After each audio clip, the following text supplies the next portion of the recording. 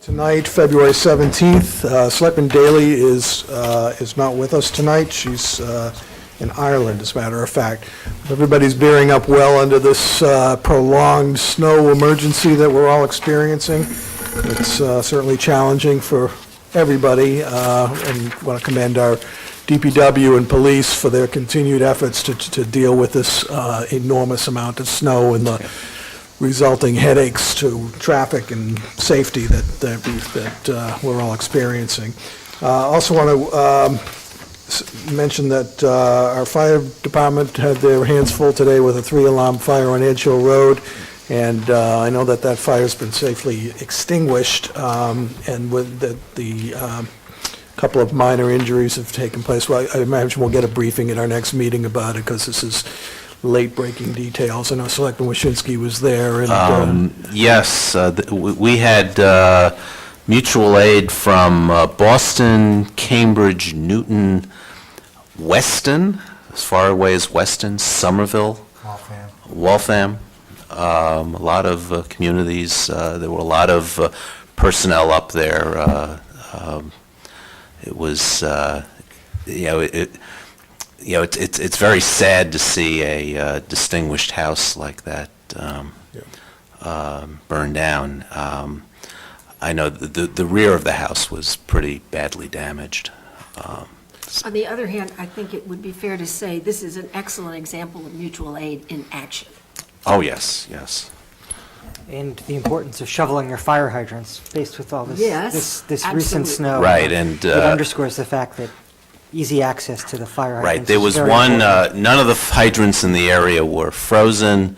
One of the hydrants was dug out already. They had to dig out one other, I understand. I was talking to Chief Ward afterward. Edge Hill Road is a very narrow and dead end. Dead end, yeah. And I know there was a specific concern voiced about a week ago about that street and what would happen if an emergency was there. Sure enough.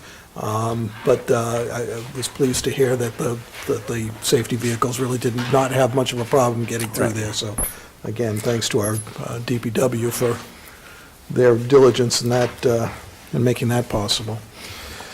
Let's proceed with first agenda item. Yes, Selectman DeWitt? Yeah, I was about to call on you, Just to say, Selectman DeWitt. even though I have been absent, I did put together some announcements. Thank you.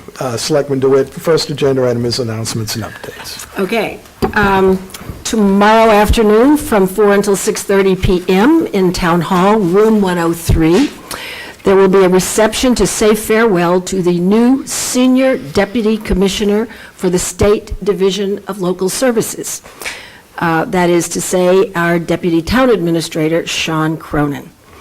And I know Sean's sort of parting gift to us is his participation in the financial plan, which we will have presented to us tonight. But I just think it's important for us to all gather together and give him a fond farewell, and then make sure he cannot forget us. That's very important in his new job. Anyway, and then Saturday, from noon until 3, the Rotary Club is holding a sweet and savory chocolate and food festival. And I have to say, and I'm going to ask actually Selectman Goldstein, who's responsible in part, shouldn't it have been savory and sweet? Don't you usually start with the savory and go to the sweet? These are questions that cross my eyes, so I don't know. Well, anyway, it will be at Founders Hall at Pine Manor College, and you probably know more about it than I do. Yeah, no, I think you said it. Okay. And I look forward to it, and I'll be there. Good. And next Thursday, February 26th, at 6 p.m. at the Brookline Teen Center, the Community Foundation will present Northeastern University Professor Barry Bluestone, who will speak on income inequality and our community, and he will be commenting, I think, on the Community Foundation's publication, Understanding Brookline, that they issued a supplement that talked about income inequality in Brookline, so it should be very interesting. 6 o'clock on Thursday, February 26th at the Teen Center. Next Saturday, a week from now, February 28th, from 12:30 until 3 p.m., the Pan-Asian Lunar Festival will be held at the Brookline High School in the atrium and the Martin Luther King Room. That will have food and music, and I assume really interesting food because Pan Asian covers a lot of interesting cuisines. Music, interactive games for kids, lion dancing, and more. And it's the public is all invited. And then finally, just a reminder, candidates for town meeting or any other elected office can still take out nomination papers available from the town clerk's office, and they must be returned by March 17th. That's the end of my announcements. Great. I'll add a gung hei fat choi to our Chinese constituents who celebrate in the New Year next week. Yes. Anything else? Good. Moving to our public comment. I know Ms. Leitner's here to give us some public comment. Good evening, Judith Leichner. I'm a town meeting member in Precinct 16. I'm here representing my precinct, my South Brookline neighborhood, and as a member of the Preserve Brookline Steering Committee. On December 30th, I appeared before this board with a number of questions about the 40B project at Hancock Village and asked what actions this board intended to take. A copy of my letter will be included in my written comments. Selectman Goldstein, you told us that the board would get back to us, and 6 weeks have passed. The ZBA has now approved an inappropriate project, which will be filed in a few days, leaving 20 days for this board and other aggrieved parties to make decisions. We have not yet heard back from you. I will not repeat all of my original questions, but I will give them to you again. And I hope that those questions will also be answered. In addition, will you, and we are urging you to do so, be appealing this terrible ZBA decision, one that will hurt the entire town? This decision is arbitrary and capricious, citing the fact that the ZBA often stated personal tastes like being okay with the loss of a green belt, or being okay with creating an urban plan in a suburban environment, and often not discussing the supportive evidence and reasoning of the other town boards and their concerns. In particular, this board encouraging the pro forma review, and the fire chief stating that this area is outside the safe response time for all but one engine company. Also, will you be hiring outside counsel with experience litigating 40B, not only for the current appeal, but for the appeal of the ZBA decision? The town has spent significant money on consultants for the ZBA, two of whom were neither experts in fighting 40B nor with litigation experience, while the other came in with the CHAPA perspective that 40B developments are primarily good projects by virtue of being 40Bs, and for that reason her approach during the hearings was to lead the ZBA to approval with minimal restrictions on the development. At the advisory committee, Human Resources and Town Council have requested $165,000 for 1.5 years' worth of experience on outside counsel with litigation expertise to defend the town in union disputes based on the logical reasoning that this counsel has expertise in this area and thus is best qualified to represent the town. Similarly, the assessor and town council are requesting $50,000 for counsel to represent the town in 2 assessment disputes. Even if the town wins both of these cases, the savings to the town is about $650,000 per year. 40B litigation is also a highly specialized field requiring knowledge of a broad range of regulations, case law, and the practice of the involved agencies, and it takes time to litigate. Without providing town council with the support of outside expertise in 40B litigation, we are making it far more likely that the town will be burdened with a costly outcome. We know that Hancock Village, according to Planning Department information, already costs the town over $2 million per year. The product coming out of the ZBA process is one that will likely cost the town at least another $1 million per year, depending on the influx of students. The money spent on a litigator to win these appeals would be a much greater savings to the town than either of the aforementioned cases. At a time where an override is being presented, we would hope that the town would do everything possible to save this money. And also, have the funds been appropriated and someone hired to speedily obtain the appropriate preservation designations so that Mass Historical and any appropriate federal agencies will be called in to assess the project? And if not, why not? We have not yet heard of any progress, and can anyone inform us as to the status? 6 weeks ago, we were told you'd get back to us. With the filing of the 40B plan, time is of the essence. Can you tell me here tonight, when and how will you be informing us, the neighborhood, and the town of the ways that you plan to deal with this? And if not tonight, when will you tell us? Thank you. I will respond. Okay. As you know, the ZBA decision is only about 2 weeks old right now. I know. You know also that we've had limited membership here on this board the last couple of weeks due to snow emergencies and travel, et cetera. And I will tell you that Mr. Kleckner and I have been discussing this, that we will have very soon, next Tuesday night or possibly the week after, we'll meet an executive session. We'll just be discussing the matter with town council. We'll come to some decision on all those questions. So I'd expect that you'd hear back from us soon. On the other hand, you should know, I mean, you've asked mostly about the appeal, and we have time where the appeal's concerned right now. Well, there's only 20 days to file. Yeah, and then there's Right. time, but yes. So we're aware of that deadline, and we will not let that deadline go unintentionally. But I don't know what the ultimate decision will be either. Okay, great. Thank you very much. Thank you. Does anybody want a copy? Yeah. Sure.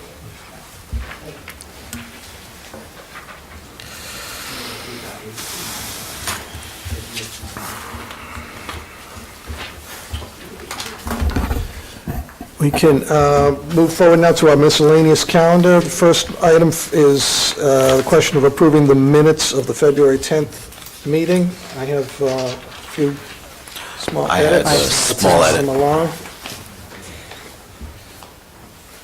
All in favor of approving and accepting the minutes of February 10th, 2015 as revised, please say aye. Selectman DeWitt? Aye. Selectman Waschinsky? Aye. Selectman Franco? Aye. Chair votes aye. Miscellaneous item B is the question of approving and executing authorization for lease purchase with TD Bank for 3 years for equipment at the DPW. Yes, Mr. Giannakakis. Thank you. David Giannakakis, Chief Procurement Officer. I'm here tonight for the annual, it has now become an annual process to approve lease purchasing for the Department of Public Works. There are 3 pieces of equipment, a street sweeper, a aerial truck that's going to be used by the traffic control group, and a service truck that's going to be used by fleet maintenance. Due to the long lead time, these items were purchased, were ordered, they haven't been received yet, in the fall. And we have been setting up the lease purchase, which is this with TD Bank, for the past couple of months. Due to the holidays and the weather, it's taken a little bit longer than we had planned. But this is the lease financing. The interest rate is 1.17%, which is quite good and a tribute to the town's credit standing. And it is for a 3-year period. Annual payments will be made $127,000, $130.56. And the 3 pieces of equipment have a total value of $376,998. They're going to be used by the Highway Division at DPW. Good. Questions for Mr. Giannakakis? I find the theory of this very appropriate and the documentation for it astonishing. Thank you. And I find the interest rate astonishing. All right, I have no problems with this. And No, I've no. never had a problem with this. Astonishing in a good way. Yeah, right, yeah, good kind of astonishing.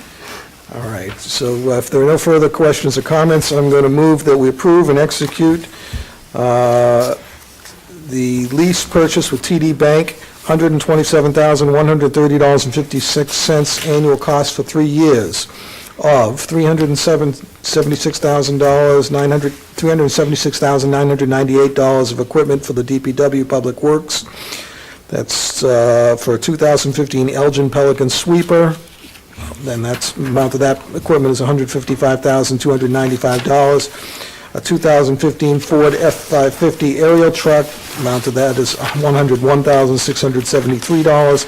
And for a 2015 Ford F-550 service truck in the amount of $120,030, all for use by the Highway Division. All in favor, say aye. Selectman DeWitt. Aye. Selectman Waschinsky. Aye. Selectman Franco. Aye. And I vote aye.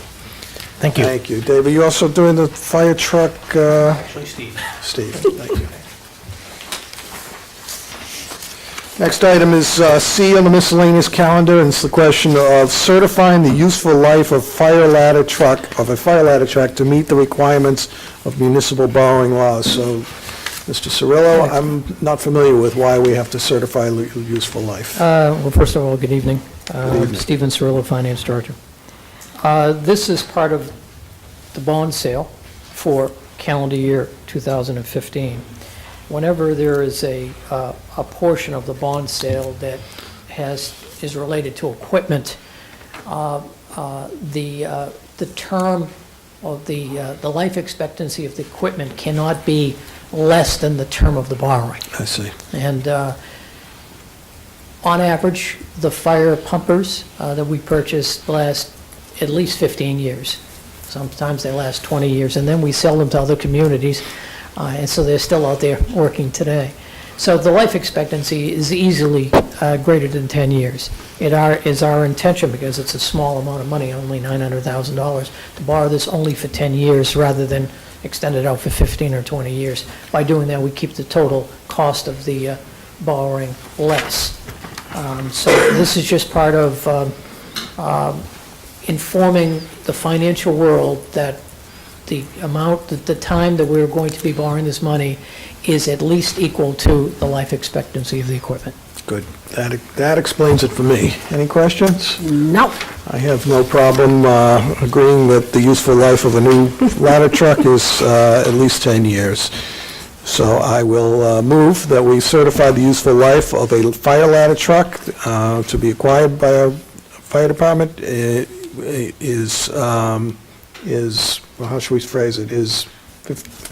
Who is the clerk of the, I think that would be me. oh, okay. I'm just, Oh, it is 15 years. That's the number in our proposed motion.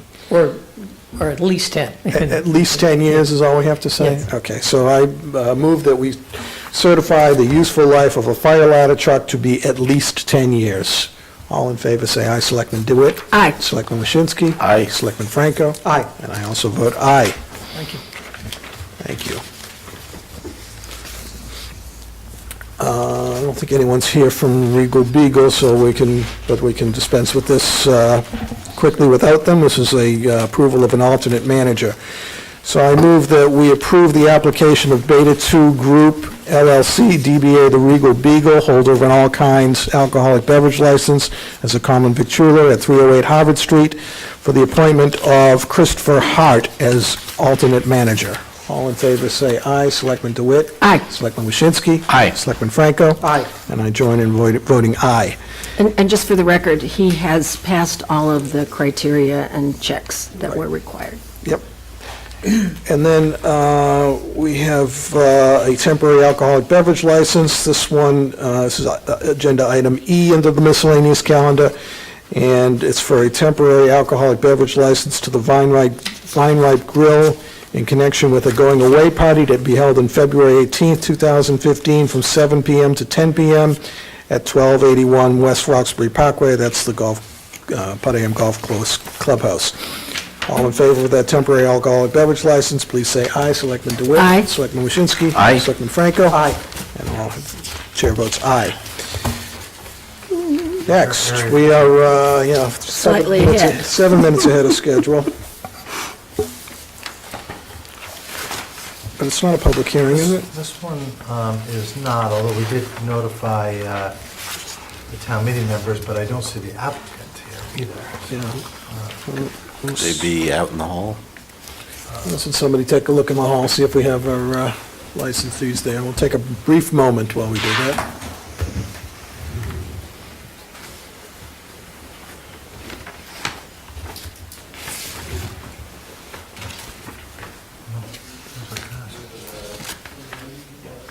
Oh, This is Genki. You could take Oh, he's them the up other here, guy? I suppose. Are they not a public hearing? They are, but I think they should It's say your- 8 too. It's notice for me. Yeah, we could take them up in out of there. No, but these aren't the Rami folks. No. Yeah, but this is a public hearing. Yeah. So I don't want to take this, before 8. I guess we have to No, wait we a can't few take minutes. it.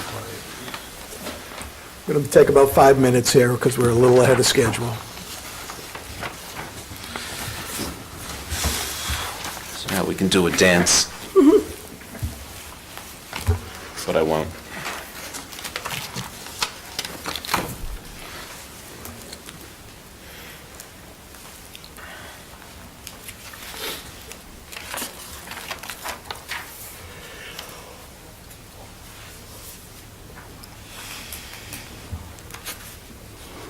You said, but they're not here. Well, that's the problem. 'Cause these additional seating isn't a required public hearing. No, It's just the it's not. alcohol. It's They're not. not here. Well, no, they're not here yet. Well, we do let the town meeting members know we're I know. taking it up, but it's Yeah. not a public. Did they in this case? CD. In fact, that night, I thought I saw one of the agendas that was not happening. I think so.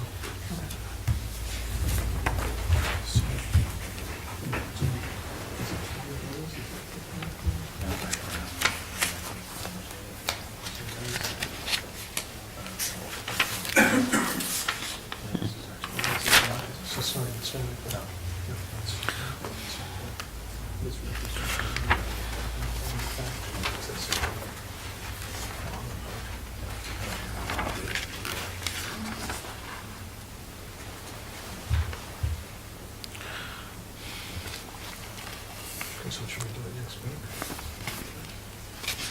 No, it's not. I mean, we do have the draft decisions. The decision might be a lot different. Right, so we can start talking about it, learning about it. I'm not here next week, just so you know. Oh, you're not? That might be a reason not to. Too bad. You can't seem to get everybody together. It's been, I've never seen a streak like this where there's been so much absence. Makes me want to be absent one week. With Mark.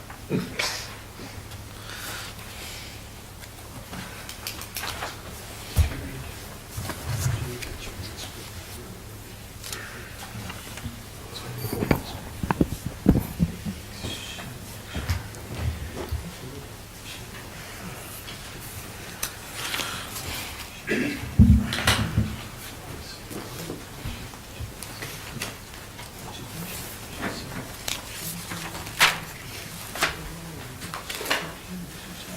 was amazed because of what's going on. I'm leaving it on. This is gracious notion that it's like,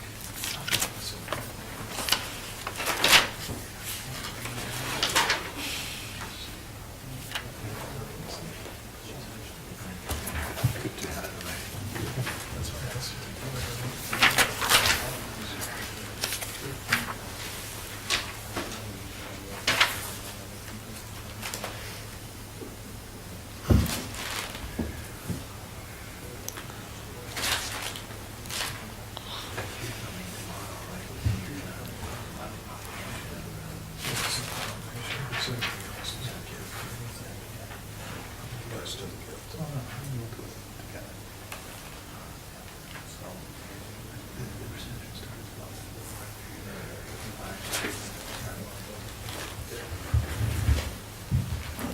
Everybody gonna be there tomorrow, the show? Yeah. Goes till 6:30. Or 6:30. Around 5, we're gonna give them a proclamation and stuff like that. We'll have a chance for everybody to say a word or two, so.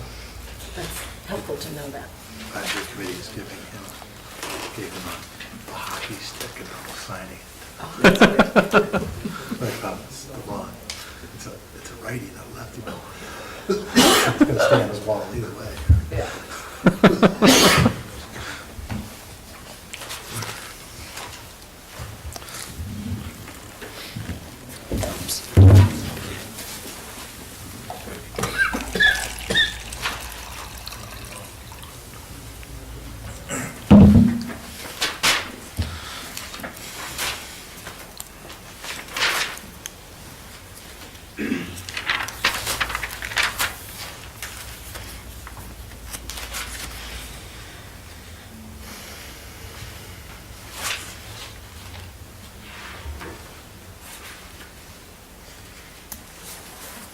This one's going to be much harder to do.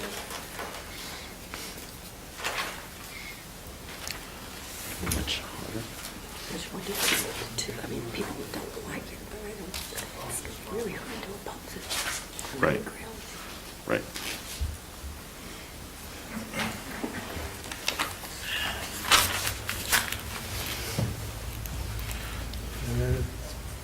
Are they out there?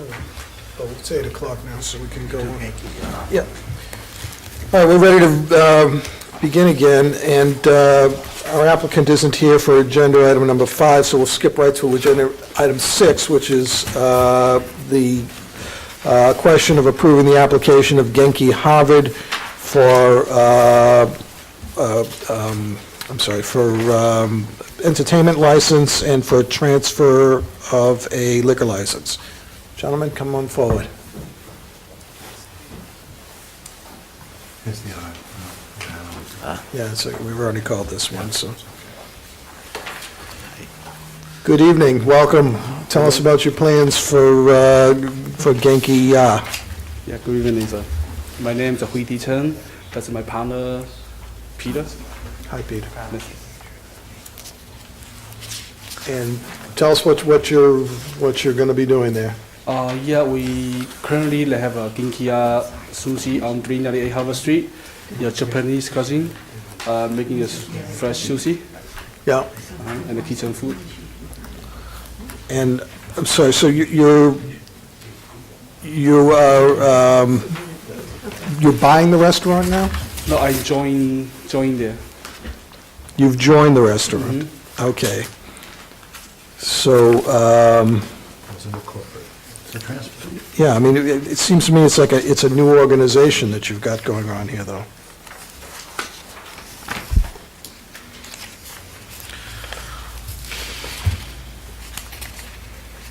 It's an incorporation. Yeah, I mean, I don't think he understands what you say you've joined it, but really what you're doing is you're transferring the license from one entity to another, correct? Yeah, because my another partner, he have a 4 restaurant already. So on this one, so because I work here about 3 years, so I'm joining the group there. I see. So he want to transfer a liquor license under my name, so I can manage it there. It's for easier. Okay. So this is because he already has, Yeah, she kind of busy on the 4 restaurants, So he cannot stay here every day. So we decide, to move the liquor license to under my name. okay. And I mean, the liquor license isn't under your name. The liquor license is in Genki Harvard 2014 Inc., right? Yep.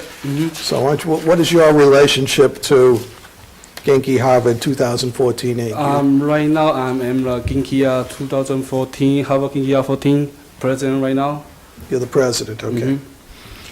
And why don't you tell us about your experience serving liquor? Serve liquor license.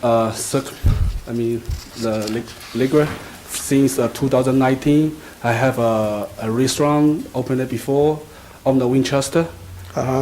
We have the liquor license there. And you still have that restaurant No more. in Winchester? No Are more. you involved with any other restaurants that serve liquor at this no. point? So your full-time efforts are going to be at this Yeah. location? Okay.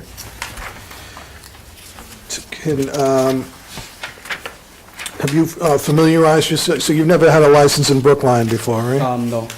Have you familiarized yourself with our liquor license regulations in Brookline that are unique and Yes. maybe different from what you've experienced in Winchester? Yeah, they're very different, but I already study. I take the tips trainer here too. No, that's not Brookline licensing. TIPS is we require it, but Brookline has a number of requirements for the holder of an alcoholic beverages license. Do you know what they are? Have you had the training that's provided through our police department? No. I think I would recommend highly that you do that. I'm almost tempted to make a condition that you must do that if I Okay. approve this license. Yeah, I will. Because there are documents that you're obliged to keep, and if you do not have them, we can take your license away. I don't think you want that to happen. Yeah, I will go to their training. Okay. So for instance, one of our requirements is that a logbook, a journal be kept on the premises at all time with certain things in it. Are you familiar with that requirement? Can you say that again? One of the requirements of our Brookline liquor license is that there's a logbook that's kept, a notebook that's kept on the premises. Yep. And there's certain things that are supposed to be logged and kept there. Have you familiarized yourself with that? Yes, I do. Can you tell me about what goes into that logbook?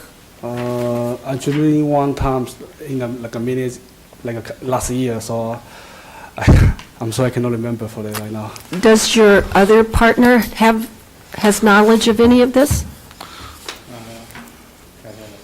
那个酒牌的漏啊。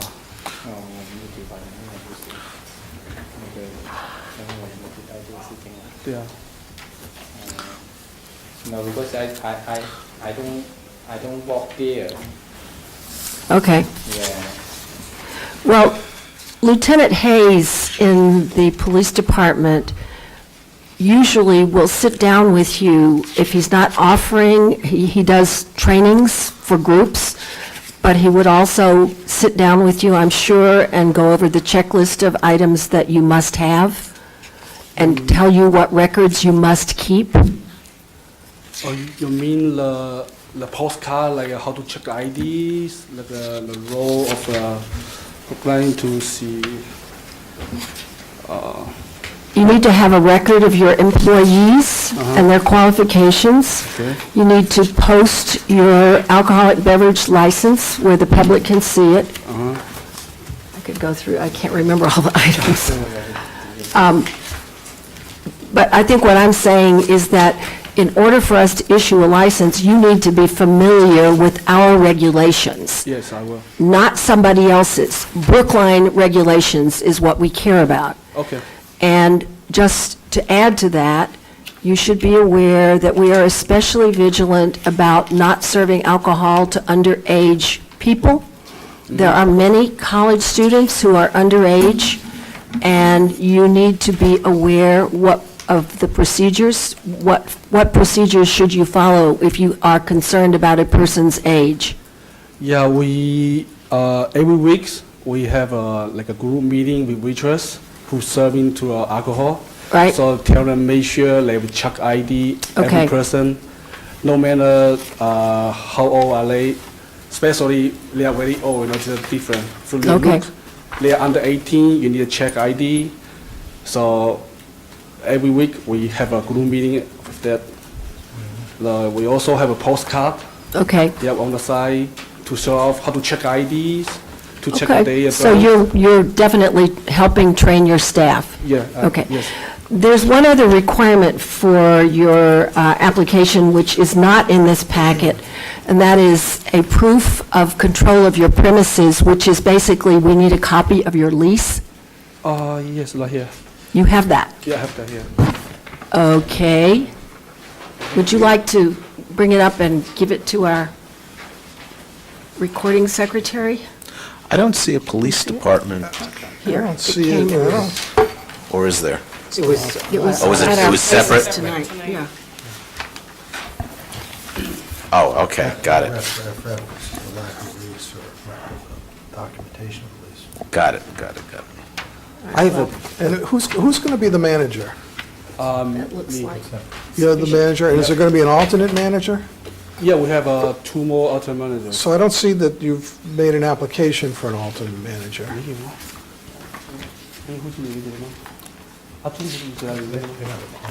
I know they're not, but I want to make sure. 叫什么名字啊？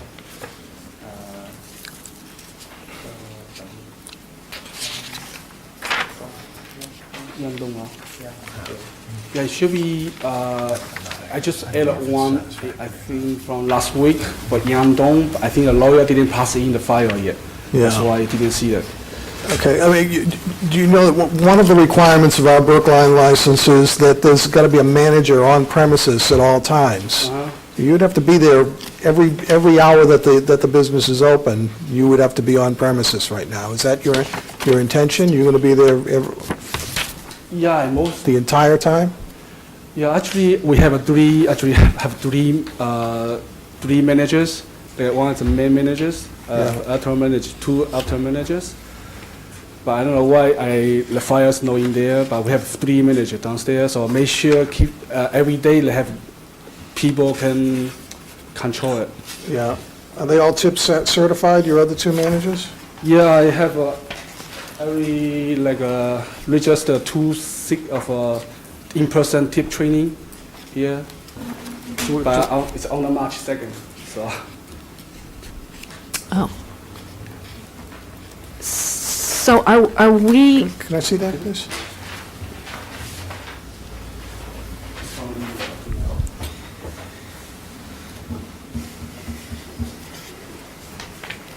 So you're not tips certified yet? Yeah, I have, but I have an e-tips, so let's say you need a in-person. So that's why The class is on March 2nd, yeah.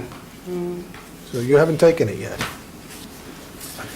he said he'd done the electronic version, but not, But I don't see a certificate in here.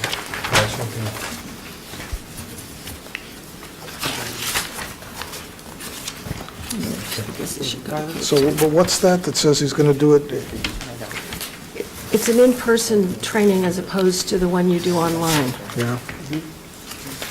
as I understand it. I bring my e-certificate, you want to see it? We have a copy of it. Oh, okay. That's what he has. I mean, that's what, I think he's got some extra. It's different names, Way D. God, I see it's together there and not together there.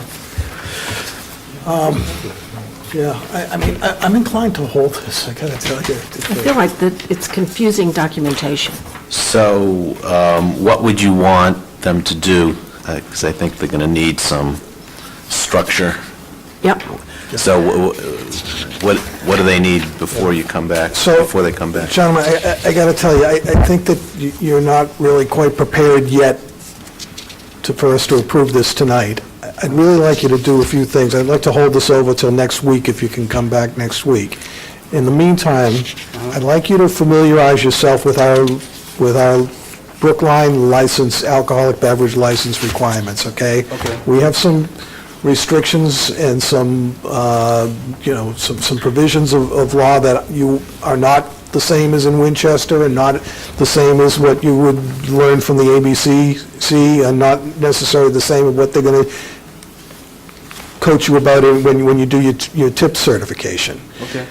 I also want you, before the next meeting, I'm going to highly recommend that you make application for your alternate managers to be appointed too, because I can't imagine that your plan is to be on premises at all times. If you are going to be there at all times, then you don't need to do that, but if that's not going to be your intention, you should have an alternate manager available to you too. Yep. And as long as they are tip certified, typically, we will approve them, but what you should understand is that if you are not there, whoever is serving as alternate manager is the manager in charge at that time and legally responsible. So if there is any, and I'm not saying this would happen, but the reason we want there to be a manager in charge at all times, if there's any question about proper identification or anything like that,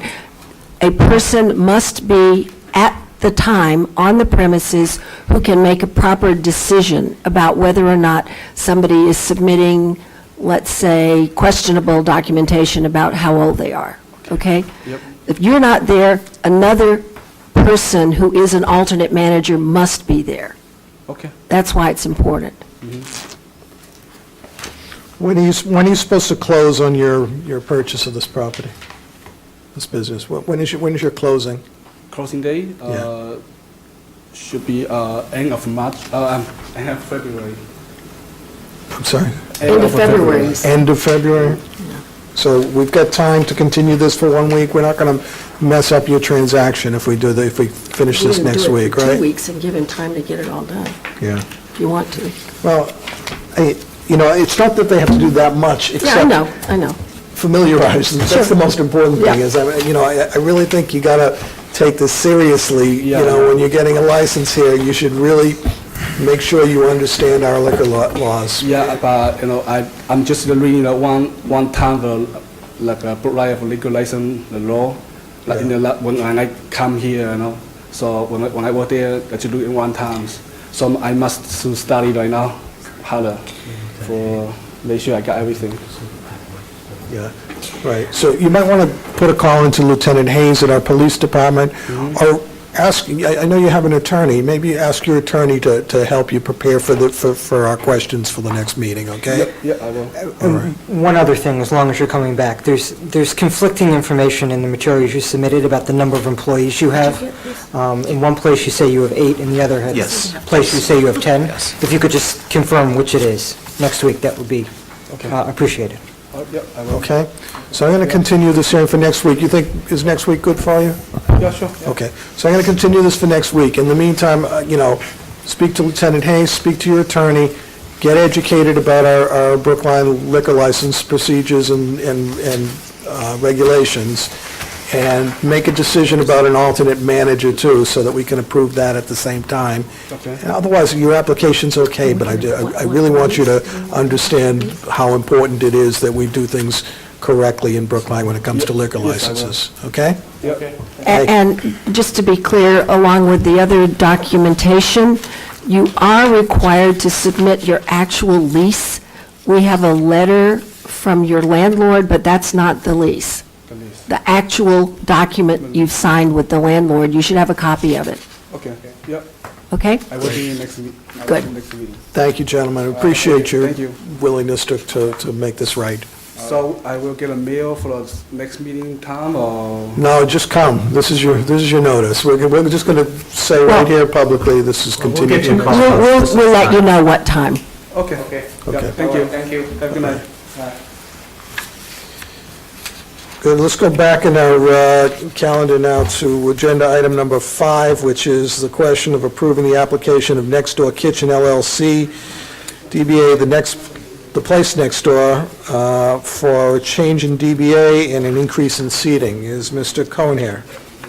Hey, guys. How do you do, Mr. Cohen? What's going on? Long time no see. Good to be back. Yeah, it's been okay, thanks. Thanks for asking. With snow and stuff, right? It is. All right, tell us what you got in mind, All right, please. so check it. When I was first here, in I think it was October, September. The weather was a little nicer. It was nicer. It was nicer. And business was better. Yeah. We have Rami's, and that's why we decided to call this place The Place Next Door. But I'll be honest with you guys, it was a filler name the whole time, because I knew it was going to hit the newspapers. I knew people were going to start talking about it, and I really didn't want it to... I need a little bit more thought until I could come up with the right name for the right concept. So I'd like to present to you today the name that we're going to be using. It's called Pure Cold Press, and our tagline is Juice and Salad Bar. The reason that we use pure is so that we can actually trademark it, because cold pressing is pretty much a way of making juice, and it's really cool, actually. Do you guys know what the difference is between cold pressing and just regular juicing? No, tell us. I will tell you. Go for it. So when we juice something out of a NutriFast or juicer machine, let's say, we'll just take the produce inside and we'll take the fruits and we'll put it inside and we'll pour it into a 16-ounce bottle, and you'll get maybe a half a pound, maybe a pound of produce inside that bottle. But when we cold press, we use a machine that presses with hydraulics, so we can get up to 14 tons of pressure. In each 16-ounce bottle, that means that we'll put up to 4 to 5 pounds of produce into a bottle, which becomes a superfood. This Opposed to sounds just like a juice. pressed duck to me.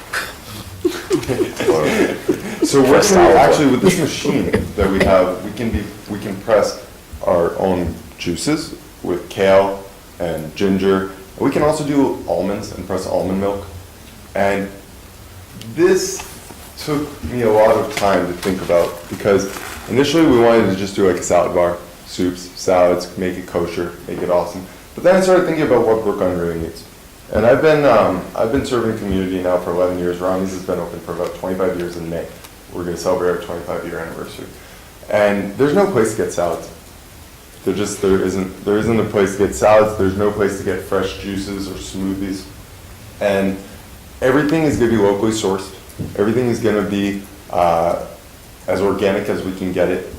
And we're going to be working with farms directly, so it's going to be like your farm-to-table kind of place. It will be completely vegetarian with vegan options and gluten-free options.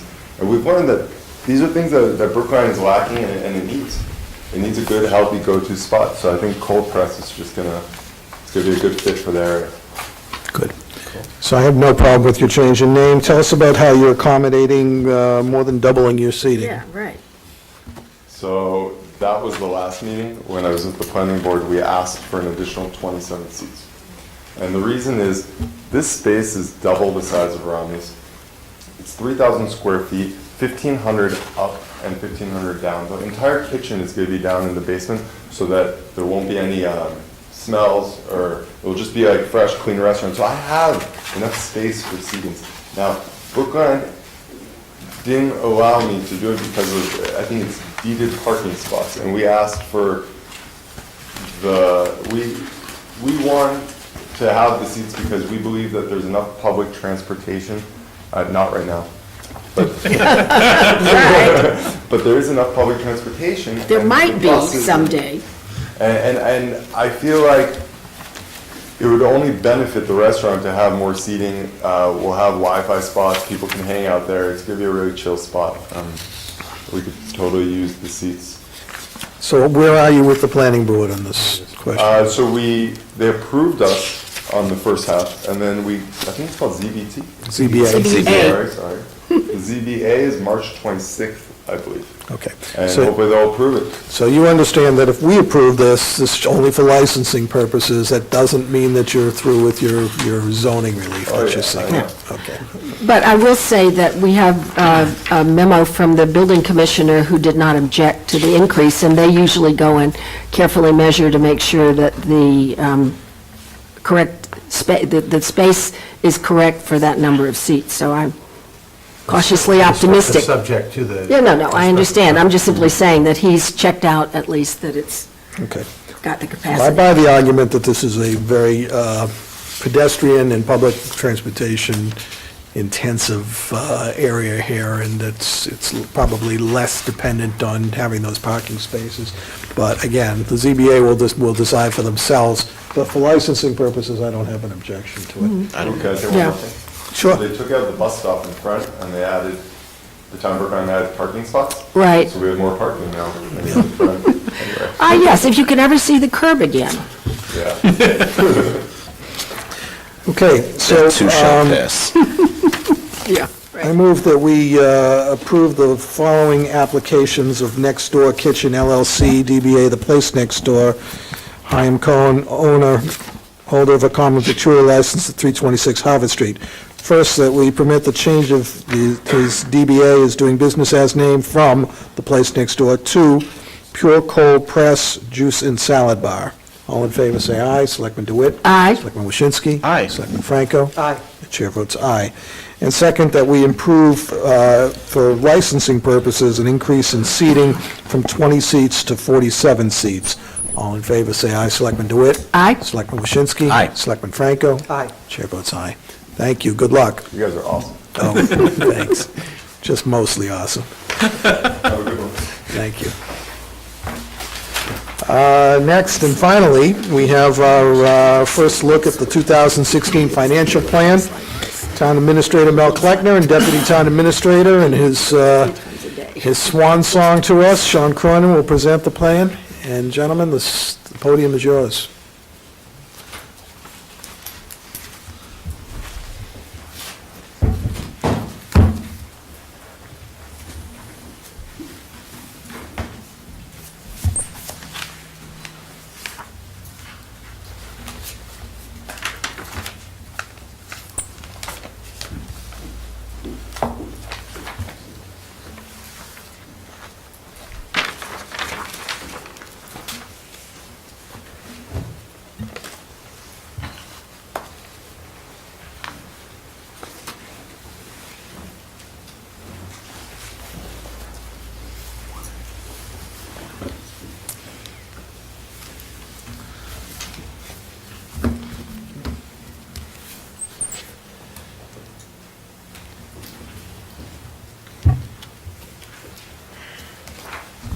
Well, good evening, members of the board.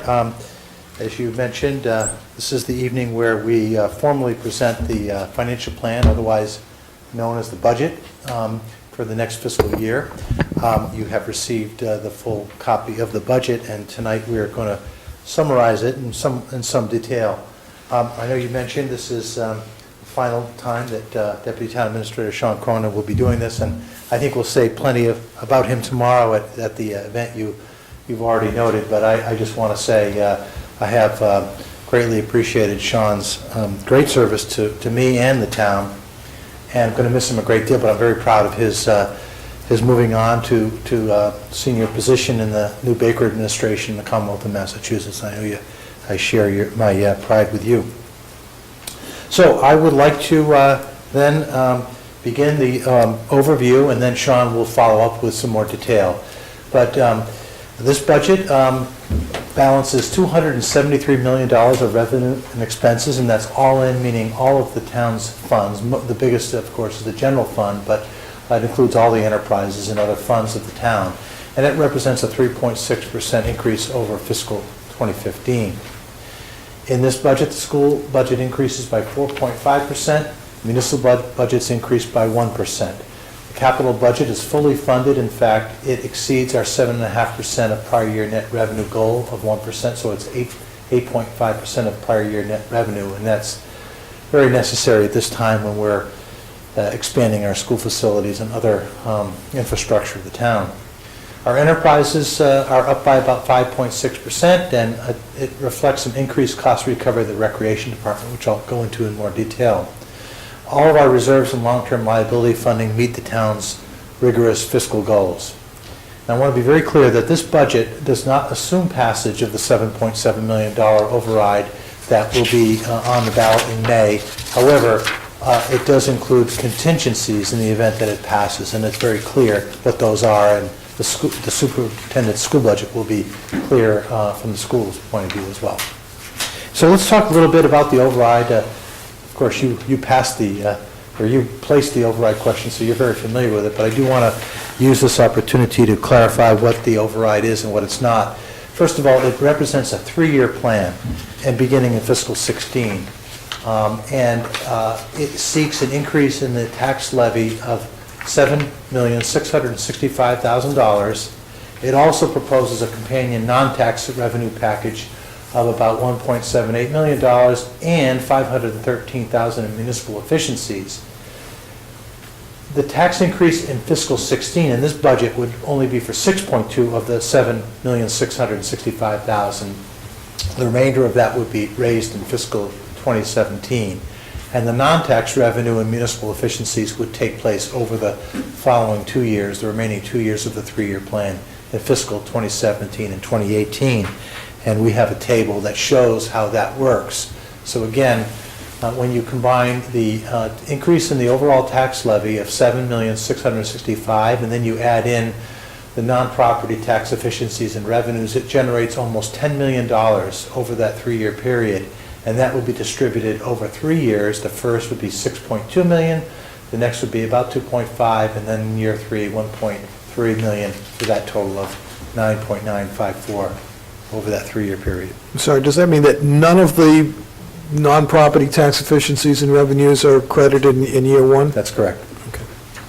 And only $6,200,000 of the $7,665,000 in tax levy capacity. And this is just a table of the overall categories of our budget, both on revenues and expenditures. You're very familiar with these categories, and we'll go into those in more detail as we go through the budget, but you'll see that they both balance off to $273,693,000, or 3.6% higher than last year.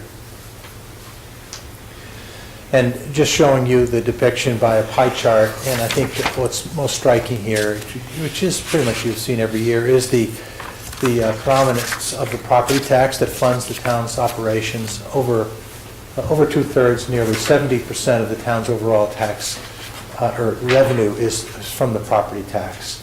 Our next highest category is now enterprise revenue of 11%, and then we have local receipts at 8.6%, and state aid 6.8%, and then the remainders you see.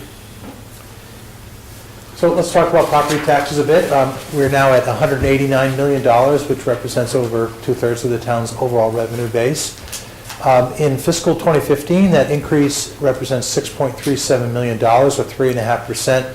You might ask why 3.5% is over the 2.5% tax levy limit imposed by Proposition 2.5, but it's because we have new growth built into there. So in addition to the basic 2.5% tax levy increase allowed by Proposition 2.5, which is $4.53 million, we also have new construction that has never been taxed that we're able, Proposition 2.5 allows us to tax above and beyond the existing levy limit, and we are projecting that will be $1.85 million in tax revenue for fiscal 16. So I also want to mention that within that tax levy is $1 million is in the from a prior debt exclusion, and that will run off in 2020, which, as we've talked about, is good timing because we have a lot more to be added back into the tax levy from debt exclusion, beginning with the devotion, which we'll talk about in a moment.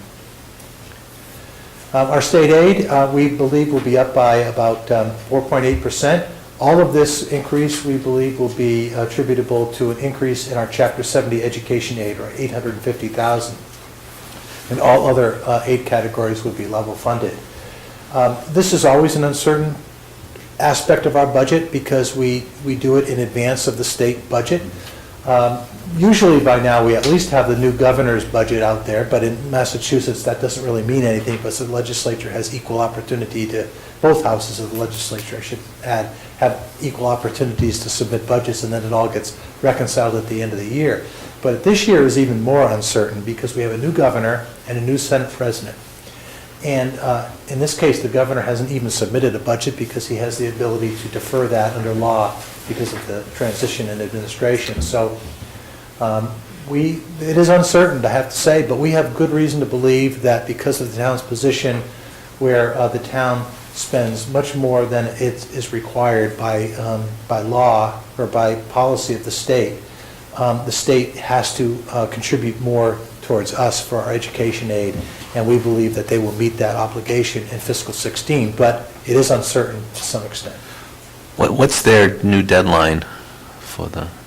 Budget will be out March 4th. But then again, then the House Then- can do their thing and the Senate Yep. can do their thing, and they often do. And Right. I think we have a relative level of confidence that the education aid will be in that ballpark. Our local receipts are up by 3.6%. We're doing more aggressive work on the pilots, and we've gotten more pilots. Payment in lieu of taxes is the word for that acronym. And then all of our other local taxes, lodging and meals, option taxes, building permits, and motor vehicle excise tax are all going up, and clearly a sign of the economy. These are very dependent on regional economic market forces, and as the economy goes up, so will our local receipts, and we're still enjoying relative increases above the rate of inflation in those areas. Do any of our new hotels come online next year? Does Red Cab? There's, the fiscal 17 So numbers. it's the year after. Yeah, there's about 50,000 new growth is assumed from Red Cap in the property Taxes, but not this revenue. But as you see, it's still increasing, I think because of the economic activity within the existing restaurants. I have a sort of a question because I was looking at the second quarter revenue report, and there's some positive numbers there and also some that are not positive.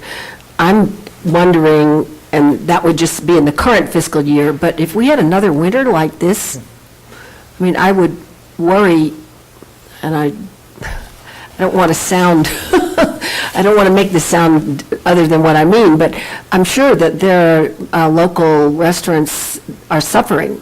Absolutely. And so I think probably our revenues will suffer also. We have another winter like this. Yeah, right. It's troubling on a number of levels. Well, and I was not even trying to deal with the snow. Parking, Yeah, as right, Sean just right, mentioned, parking right. revenue, a lot of, it just, you know, Yeah, you know, okay. you don't get around Yeah. ourselves, so, you know, it's just, activity is just suspended in this climate. Okay, so moving on, our free cash, we are projecting, or proposing to use $5 million of free cash. Now, our total certified, that's a typo, but our total certified amount is $7,569,881. And Extra digit. for the last 2 or 3 years, we have left a balance in our free cash to meet our unreserved fund balance goal of 10%. So we are proposing to leave about $2.5 million in the table or in the free cash amount.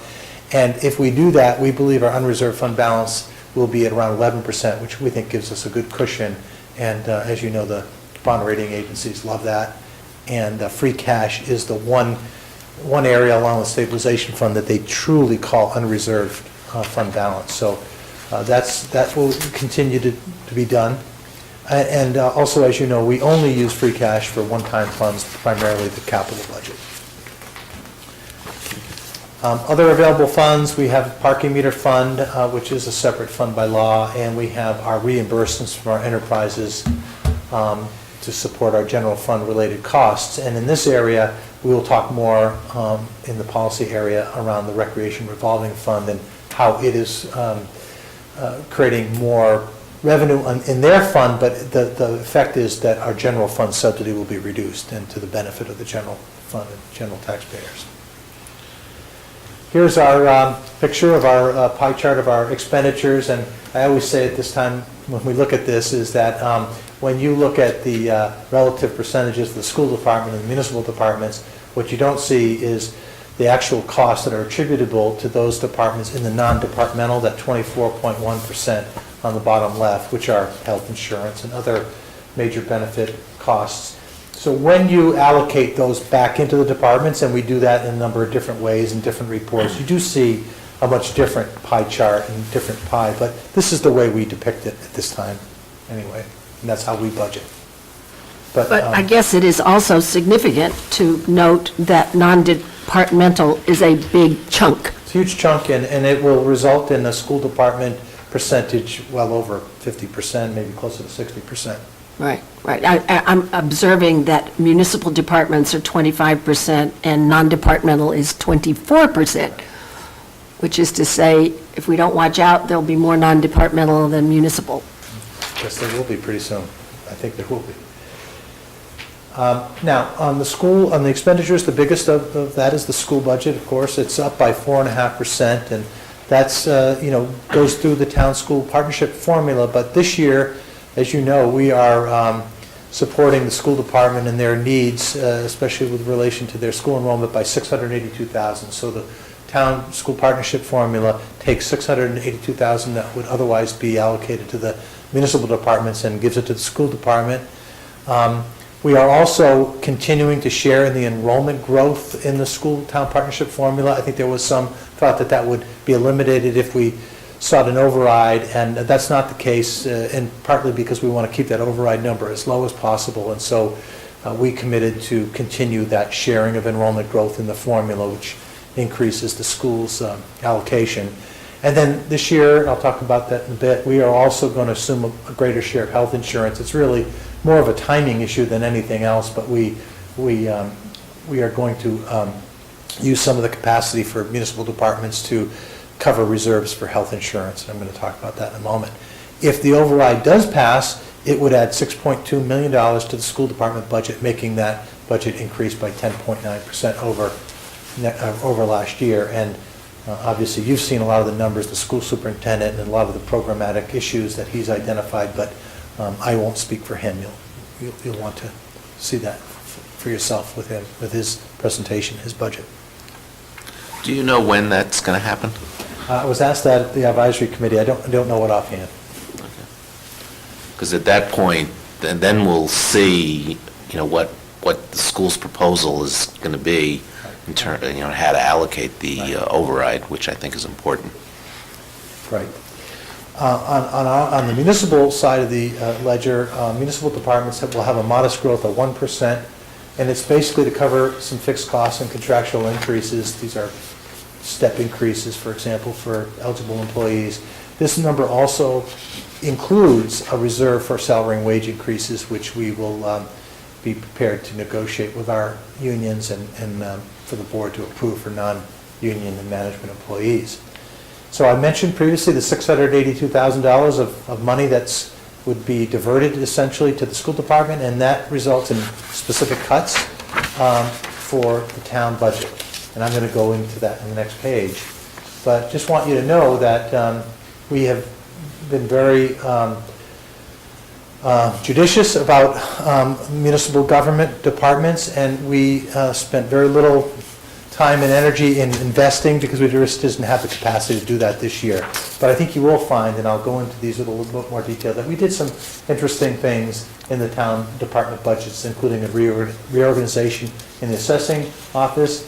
Our town clerk's budget is reduced because of a reduced election cycle next year, and the building department is going to experiment with some off-hours inspections to make things more convenient for homeowners who are doing additions and other things to their homes. So here's the cut list. You've seen some of these before, but they're different. I want to say that they're not by in any means a across-the-board type of reduction, but they do intent to hit many of the larger departments. And they also try to create a balance between staffing, expenses, and equipment. So what you'll see here is all major departments being cut, some personnel. There's a total of about 7 full-time equivalent positions in police, fire, DPW, in some cases, and some part-time staff in the IT and the library as well. There are some important programs that are being proposed to reductions. We would approve a senior rental tax program, but it's conditional depending on if the override passes. We put it in and took it out of the budget essentially. We're also reduced the traffic control painting by $22,500 and the mental health by $42,541, which represents about a 25% reduction. We are also eliminating a number of equipment, mostly rolling stock vehicles. So a list of, very difficult, but I think it's representative of the kind of things that are in our budget that we have to identify. And I'm sure you, and I know the advisory committee will want to talk a lot more about those particular cuts.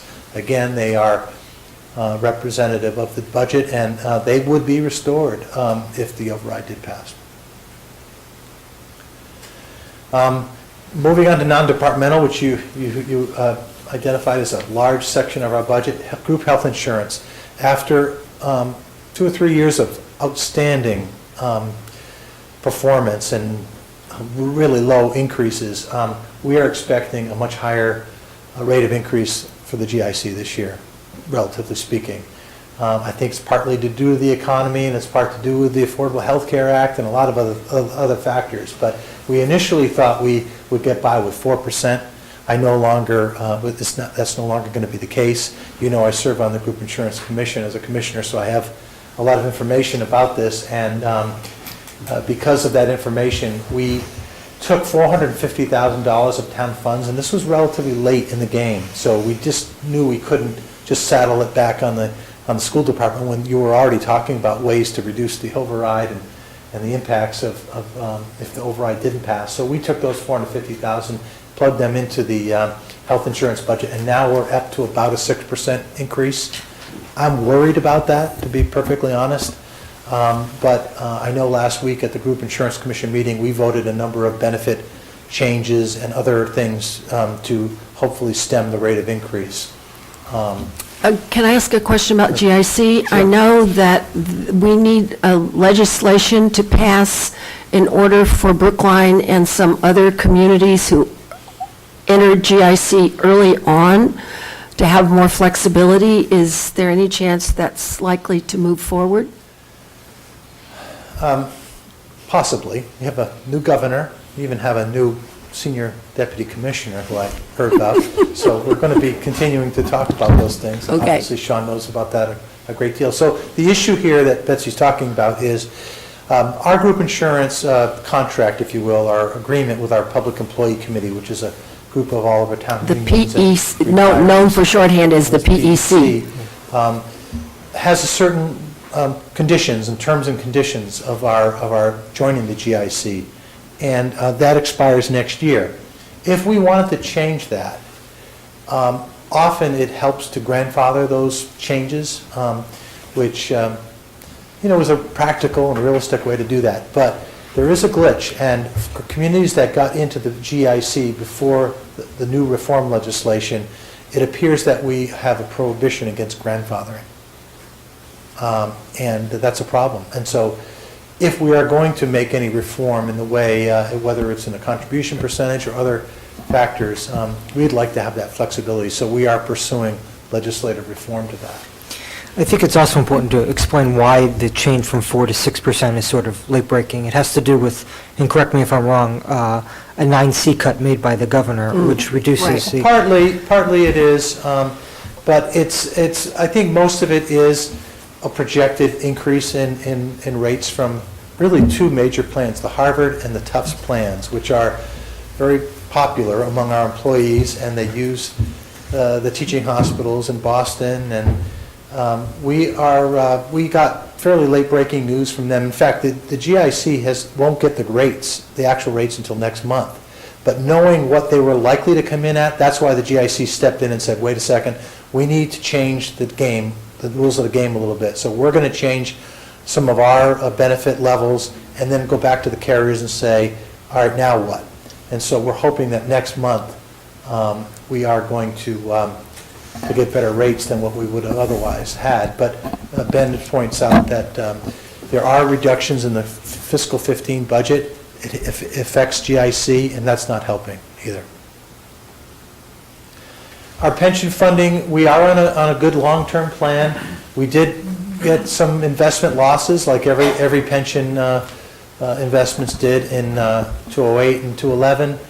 And we also reduced our assumed rate of return from 8.15 down to 7.75, and we're going further down to 7.65, which I think we all discussed, and we're much more comfortable with a more conservative rate of return assumption there.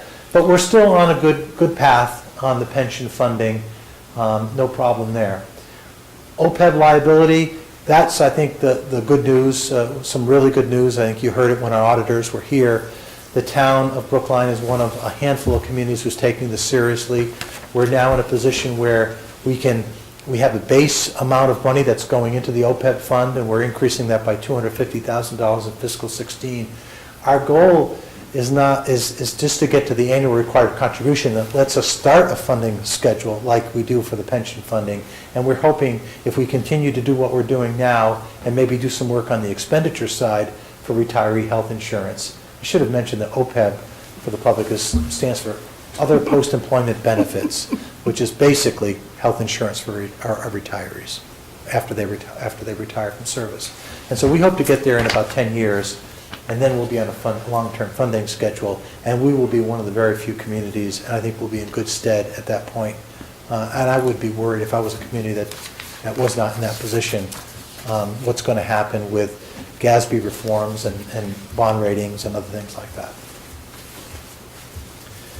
that. Moving to special appropriations, that's basically our capital budget. We have a capital improvement plan that goes out many years, but the next year is what we call the capital budget of the plan, and that's $10.11 million. That will come in from $4.86 million from our general operating revenue, $4.22 million from free cash, and this year we are going to reallocate old CIP accounts that have balances that will no longer be needed and try to recycle that money back into the capital improvement plan. So altogether, that's $10 million, and that represents 8.4% of the town's prior year net revenue, which exceeds the 7.5% minimum that our fiscal policies dictate. And that's good news because we need it. We're doing a lot of work on the capital side. Although it doesn't directly affect fiscal 16 at this point, the long-term CIP does include a debt exclusion for a portion of the devotion school, which is a question that this board is placing on the May 5th election ballot, annual election ballot. Just to refresh everybody's memory, that is based on an overall devotion school project of $118 million. It takes $41 million from our existing CIP financing.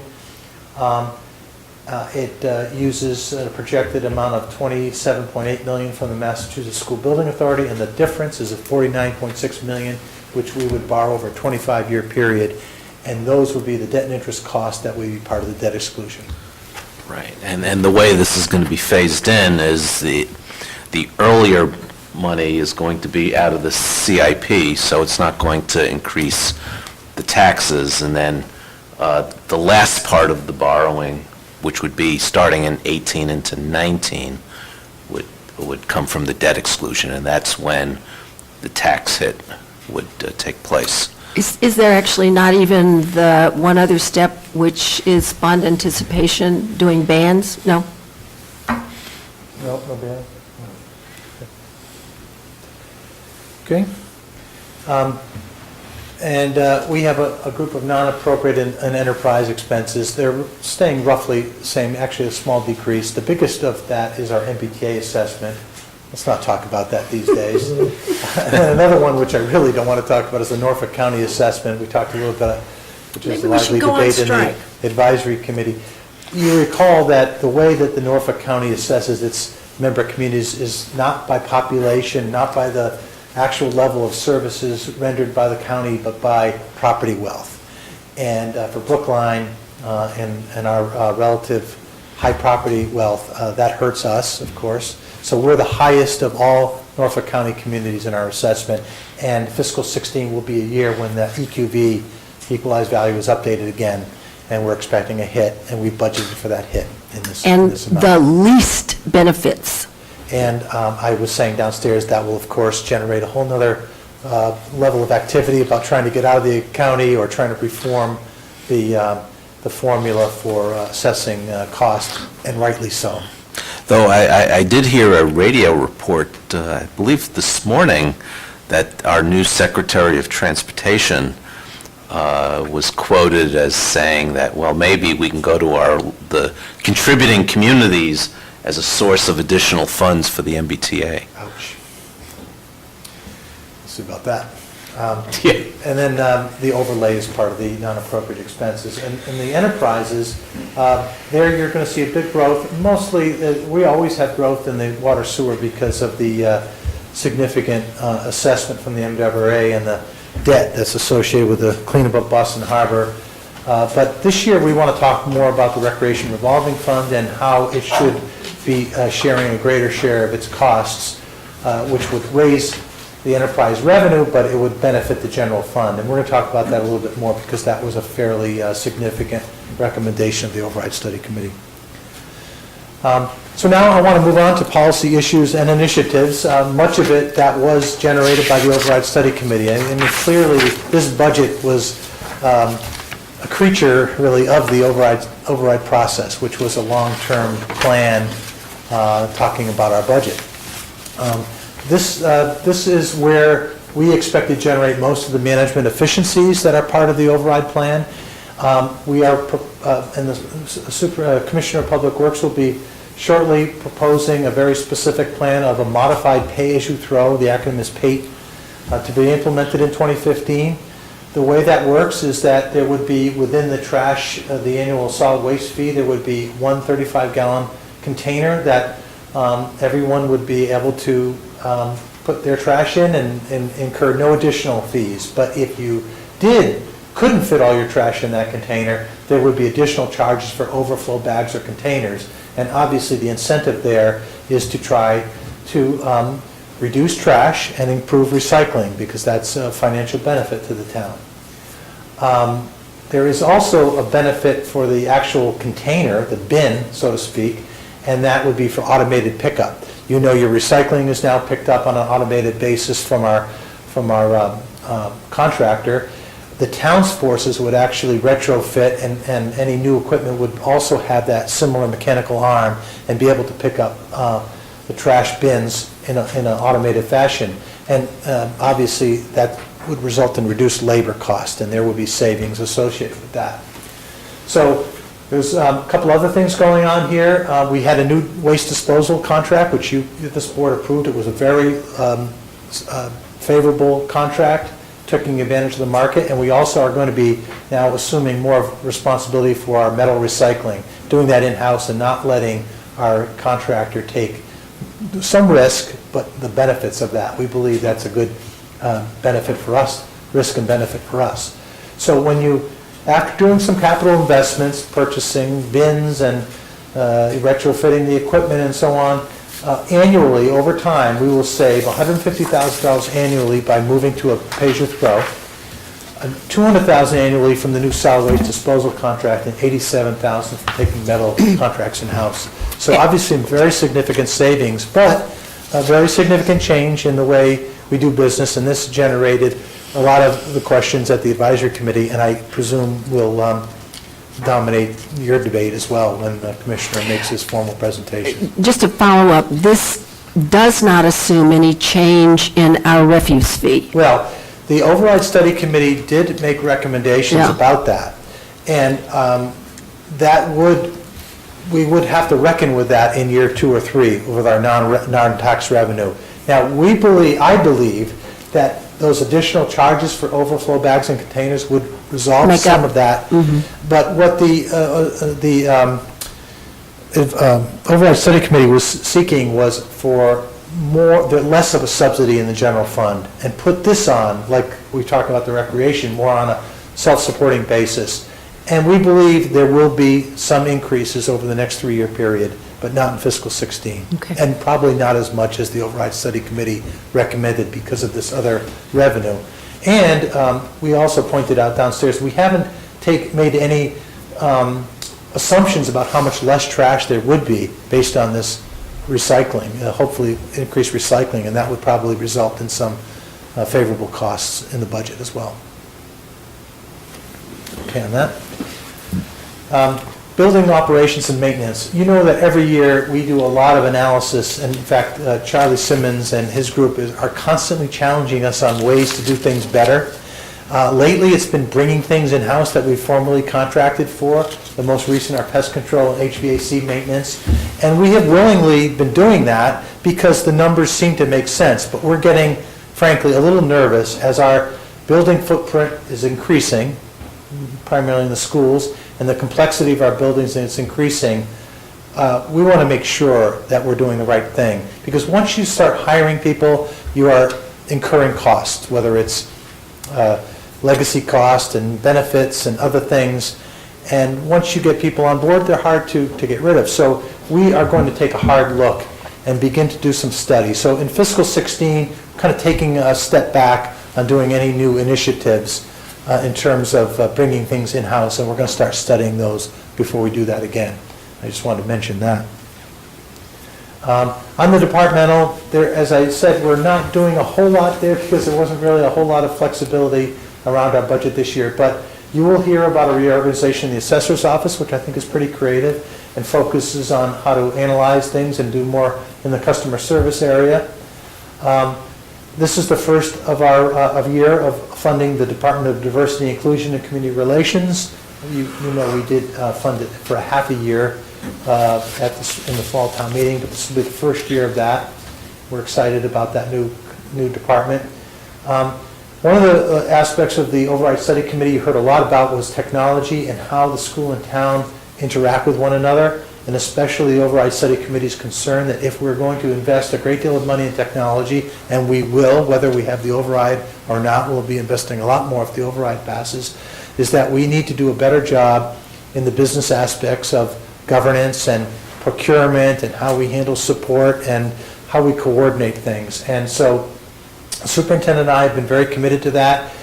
We've already engaged the Collins Center of UMass to begin looking at some of the organizational models. There is an existing MOU between the two entities that clearly needs to be updated. And so we will be significantly investing in educational technology, and it's really imperative that we have a good governance model. So I wanted to mention that as a major policy issue. And then also on the legal bit, when we had the vacancy in town council, I pulled together a screening committee, but more than that, we started to really look at all the aspects of the legal department, a lot of the inside versus contracting. Again, I believe that a town of this size and complexity of Brookline, we definitely need an in-house town council. It's a good bargain for us. It makes a lot of sense. But we spend a lot of money on staffing, in the outside contracting for labor services, environmental services, and other services, and we're going to take a hard look at that. You know that you approved a reserve fund transfer. It went down to the to the advisory committee, and I'm committed to doing an analysis of that. Maybe it means bringing another lawyer in-house with some special expertise, but we're going to look at that pretty hard. Well, we haven't actually filled the vacancy, have we? We have not filled the vacancy that of the associate town Right, council. right. It's been on hold. Continuing our energy efficiency and sustainability, I think that's a really good story for the town. We're beginning our conversion. We're starting to see more savings from the LED street lighting project, and eventually we'll see an $187,000 annual reduction, and the best part is we'll see better performance and effectiveness. You know, we're working hard on evaluating solar energy for our rooftops, and we're also looking at a ground-mounted project at Singletree Hill. There we can either save electricity that we use or put it back into the grid and develop some revenue for ourselves. And we're looking with that for all of our projects, including the devotion school we're looking at. On a procurement side, we're also very aggressive. Even when we have contracts that are in place, long-term contracts, we go back to the vendor and say, can we blend and extend the contract to take advantage of changes in the market? And we've done that consistently. We have a new natural gas contract that began last year below current market rates. It's a good story. And I will tell you that we totally nailed the timing on the gas and diesel this year. Short window of time, and we beat it. And we got fantastic rates on our gas and diesel. Unfortunately, that's part of the money we're using to sink back into health insurance to Right. We're using a lot of gas and diesel on snowplows. And we are, of course. Yeah, right. We are, of course. Finally, this is something that you know is very important to me, and that is trying to increase our ability to make decisions based on real data and performance, and being more transparent. So continuing to do a lot of performance measurement. You'll see, I think, in the budget, that the departments continue to convert from just output workload indicators to things that are really performance-based. When we are in the process of hiring our new assistant town administrator, that's going to be top-notch qualifications, a lot of experience and interest in this area. We, in government, some of our performance is how people think we're doing, and so that's why we engaged in the National Citizen Survey last year. I think we need to do more analysis of that survey as we go forward and try to use that in decision-making, but I think that was a good innovation. You've heard a lot about data. I know Sulak and Franco's interested in this. More governments are just throwing their data out there and allowing people who have an interest and expertise and a lot more than we have. And using that data and figuring things out, figuring out how to use it and improve government. And we see that a lot throughout government. In our case, we have a really specific example of it. You know that I convened a task force on sidewalk snow removal. We have a member who just dumped data, GIS data and data from Brook Online, and really helped us sort of zone down on some of the areas where we need to do better enforcement, whether it's geographic or the day of the week, or, it was very interesting. And so we've now created an open data portal on our website where we begin just putting data sets out there. And people are using it. I think I heard about somebody who did some GIS. With sidewalk snow complaints. Yes, but there was another one. A gentleman took shape data from the Right, yeah. the GIS system, and I don't exactly know what he did, but it was very interesting. And, you know, we wouldn't have been able to do that Oh, what he did, it was mapping the percentage, the rate of increase of properties over the town, and then he color-coded it. It was fascinating. Yeah. So we think there's a lot of That was potential Tom there. Elwardtowski. That's right. We think there's a lot of potential there. And doing this also helps our confidence in our government and transparency. And so that open checkbook application, which we did in collaboration with some other cities and towns and the state, which uses our Munis system and not so much in real time, but very frequently posts our actual expenditures. Every penny the town spends is available for people to look at. And that was funded by a 3-year state grant, so we're 2 years in. Yeah, Okay. and that whole area has been innovated, you know, has evolved, and we're looking at things that some other communities, I think Arlington has a really interesting one, so we're looking at different ways to do that, but I don't think we're ever going to go back. I think we're always going to try to show as much data and performance in our budgeting as possible. And finally, cost recovery. Our water and sewer and golf course enterprises are truly self-supporting, where they are covering both the direct cost as well as their indirect costs, everything from debt service to their share of OPEB liability and so on. But our recreation department does not do that. We do have a revolving fund that covers a lot of cost offline through user fees. But this was an area that the Override Study Committee really focused on. And I think it raises some very interesting questions about, you know, what services should be funded just by users, and is there any value of our recreation department? For example, we have an administration. Our administration makes decisions and policy decisions and around how recreation ought to be organized in our community. Should some of that be funded by the town? I think so. How much of that, we should find out. Same with certain services or facilities like our aquatic center. Currently, we continue to subsidize that from the general fund by $400,000. An interesting aspect that the Override Study Committee raises, well, what about some of the things we do in competition with the private industry? If we can't raise our rates and be competitive, then why are we doing it?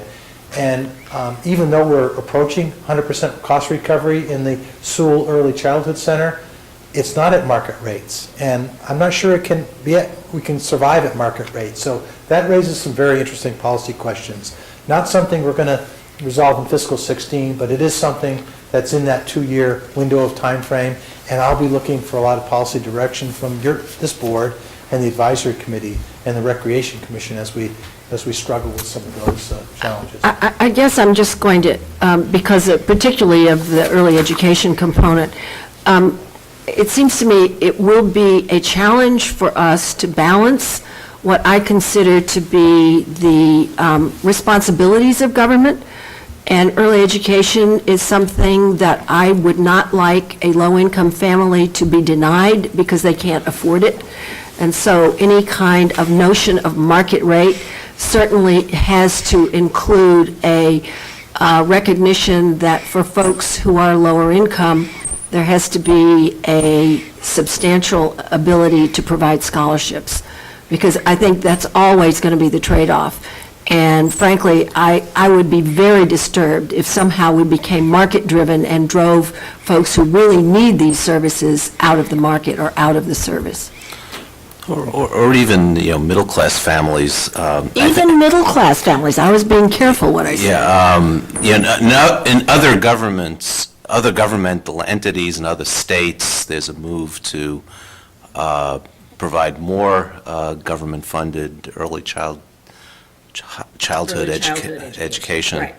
And so, we have to really think about that from a public policy perspective. I think there's just a lot of interesting public policy.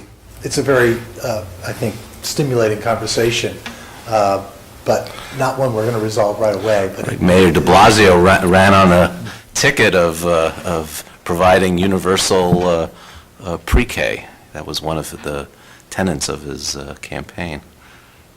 We don't have that here, obviously. But anyway. So, moving on, I just want to before I move on, give it off to Sean on some more specifics, I do want to say that this document is more than just a one-year budget. It is an outlook, a long-term plan. And just like our capital planning process, it's important for us to look out ahead. And even though this is based on dozens and dozens of assumptions, it's still instructive to look out ahead of ourselves. And I think that's one of the benefits of the override discussion. I think it really made us think about things in a little longer-term perspective. Now, this plan, like all of our long-range financial plans, is very conservative and cumulative. And that, I mean, we try to go on the conservative end of the assumptions so that we don't get too aggressive or optimistic. And we also make it cumulative. Now, that is interesting because we cannot have a deficit budget. We must balance our budget each year. But our long-term financial plan is cumulative. And so I think it overstates the structural gap. But still, I think we are going to have a structural gap. And we're going to have to balance that between revenue growth and expenditure control. And that's why, of course, we're going for an override. That's the revenue growth. And we don't do that every year. We only do that every few years, hopefully. And 10. How many? 10? 8 or 10. 8 to 10. And we're committed to doing it at least 3 years, and we sure hope it's going to be longer than 3 years. So that's why I think a long-term financial plan is good, because it makes us think about those things and set some parameters and goals around our budgeting. I have a sort in that overall concept, particularly about this year and the snow costs. I know we are under Chapter 90 and allowed to continue, but it's basically deficit spending in the DPW. Have we made a sufficient allowance in free cash for whatever the reckoning on that might be? Well, we have reserves. We have, as you know, we have unappropriated free cash, and we have a stabilization fund, Right. and we have other. Well, I know we funds. have access to that, but then we're going to put our AAA rating at risk, right? True. So I mean, that's sort of what these things are for. I thought that's what they were for too, but it's not quite what I get from the auditors Well, who want us to keep it. Of course, the bond agencies, they don't like to see you take money out. They only want you to see you put it in. Yeah, right. That's Be my point. realistic. That's, why do you have these things? They're for emergencies. We haven't done any reconciliation of this at all. In fact, No, I understand. It's too soon. We're spending money every day and every night now, and we will for the next several weeks, I think. We hope the federal government will participate in that, maybe the state government, who knows. So I think it's too early to tell. We do have the ability to pass it on to the next year. I really would hate to do that. We've never done that. But I would say that if any year the reserve fund may be insufficient and our balances in public works accounts, it'll be this year, and we'll have to look a little bit more creatively, but it's way too early to tell. Okay. So at this point, I would like to pass it on to Sean Cronin, who will go through the balance of the presentation. And then we'll both be available for questions afterwards. So I get to bore you now with some very weedy details. But I'm saddened that Selectman Daley's not here, because normally she's the commenter of our color. And as you can see, this matches the mood of last month. Well, I will say, I did notice whether it's the color or the lack thereof, but it did, I assumed it was The color of the sky last month. Aha, all right, but I also assumed that it was an efficiency decision. No. Should have taken credit for it.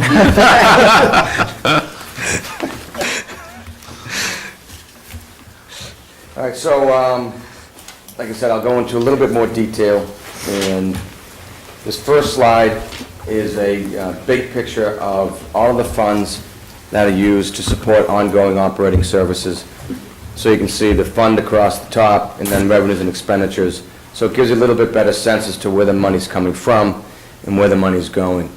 And as Mel already said, general fund's our biggest fund in the books, over 86%, and almost 70% of all the revenue that supports the overall budget comes from property tax. But it's a pretty neat way to be able to see, how all this hangs together, how DPW is funded from, 4 different sources for a total of $38 million, as one example. So Mel alluded to this earlier. He had a chart that showed education spending being about 30-something%. This is far more accurate. This takes, this takes all of the non-departmental expenses, actually in some departmental expenses, and throws it into it. It's about $37 million of costs. The biggest piece is benefits. $23 million of benefits is attributable to the school department. Debt service, about $5 million. Charlie Simmons' piece of his budget, that's for the schools, which is about $4.5 to $5 million. Those types of things, which are actually accounted for and spent in the town side, but is actually the school budget. So this is far more reflective, and I think what most people would want to see from a community like Brookline that values its education system. Just another look at the summary of the general fund. You'll see there's $243 million, increase of about $8 million at 3.4%. That's available. Then you subtract out $8.3 million that comes off, basically right off the top. It's called non-appropriated because town meeting doesn't even have a say in it. The biggest piece is the MBTA. That's about $5+ million of that. And then the overlay is $1.75 million of that. And then that leaves $235, and you see it goes really into 4 areas. Town departments, $68 million. It's an increase of 1%. School department, $91 million, increase of 4.5%. And then non-departmental, $66 million, $50 million of which, $50 million plus, is benefits. And I will note here that if the $682,000 was not cut out of the town budget would be grown by about 2%. So the 1% here obviously reflects the $682,000 of cuts that Mel walked through. In terms of the changes, no surprise, the vast majority of our revenue growth comes from property taxes. So this is the regular 2.5 plus new growth. Local receipts, I'll touch on that in a second. Mel spoke to state aid assumed to come from Chapter 70 growth. The bottom box, I think, is really the one to look at it. It says, forget about free cash and these other one-time sources that come in and out of the budget to support reserves and capital appropriations, those types of things that can fluctuate. What it does is it says there's $235 million of ongoing revenue to support ongoing expenses, and that's an increase of about $8 million, $3.5 million. Some years there's a very different picture between this box and up here. Because you bring in one-time monies, like the year we brought in $3.5 million for the Fisher Hill project. This year, it's pretty much these two offset each other, so it really doesn't show too much, but basically $8 million of ongoing revenue to support ongoing services. So local receipts, $800,000+ increase, coming from really four sources. Motor vehicle excise, fiscal 14 was the highest actual receipt we had on record in the town. The first commitment for this year, which should be hitting your mailboxes soon if it hasn't already, that was pretty strong too. So that holds well for fiscal 15. So we're pretty comfortable increasing the estimate for fiscal 16.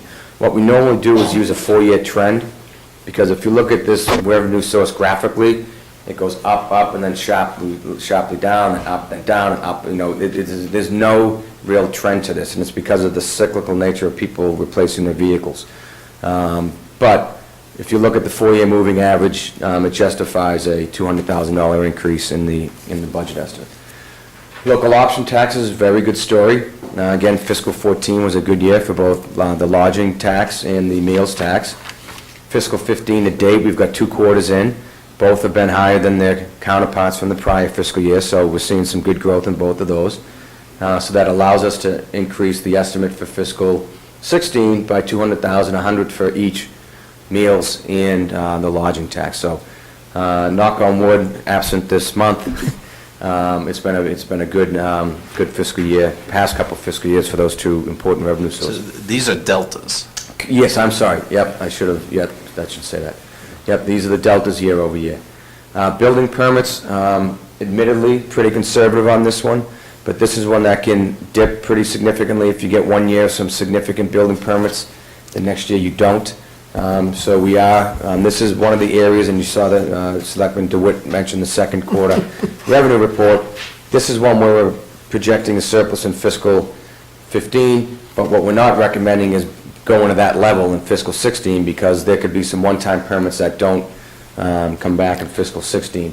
But we do feel comfortable being able to grow that by about $164,000. When does Brookline Place hit?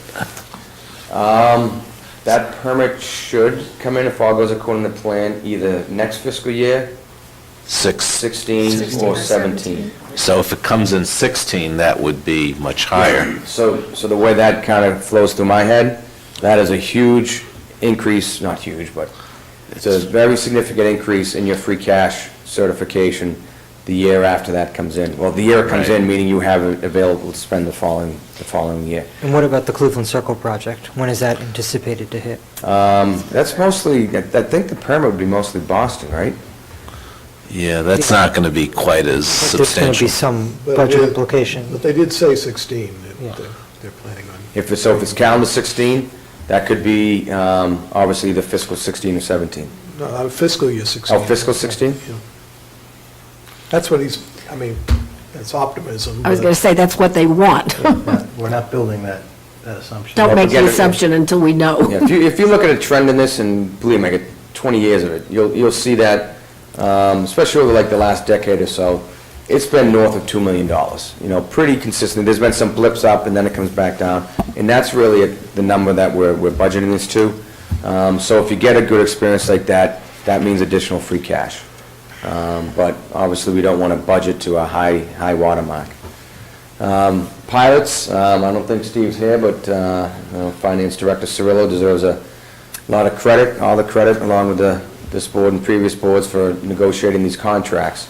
As you know, they grow annually, they phase up, and also the BU agreement, whether properties come on or off, that impacts the valuation upon which the pilot is calculated.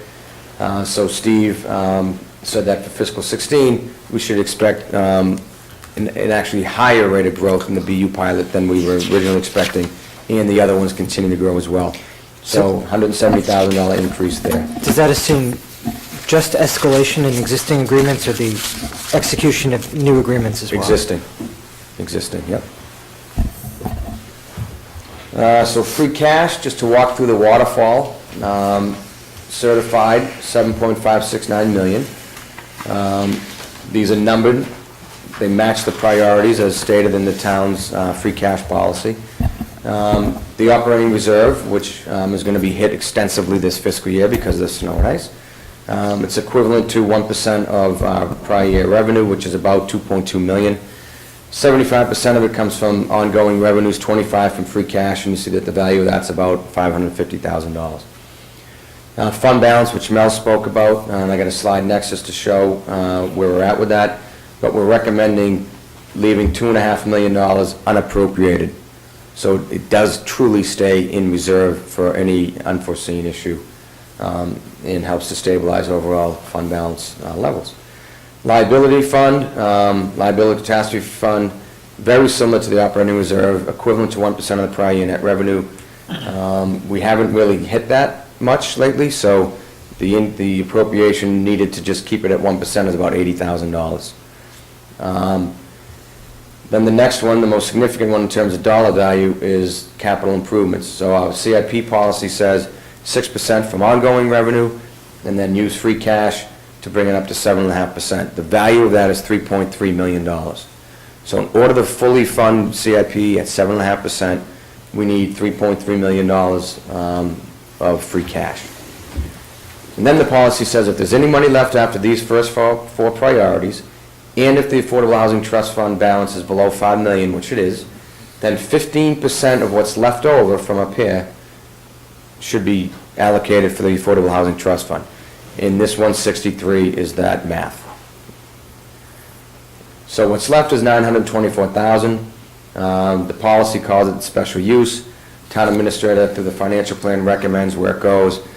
A couple years ago, we sprayed it around. We put some in OPEBs, we put some in pensions, IOD trust fund, workers' comp trust fund. But the last 2 years, well, this being the second year, we've recommended all of it go to the capital plan because of the pressure that it's under.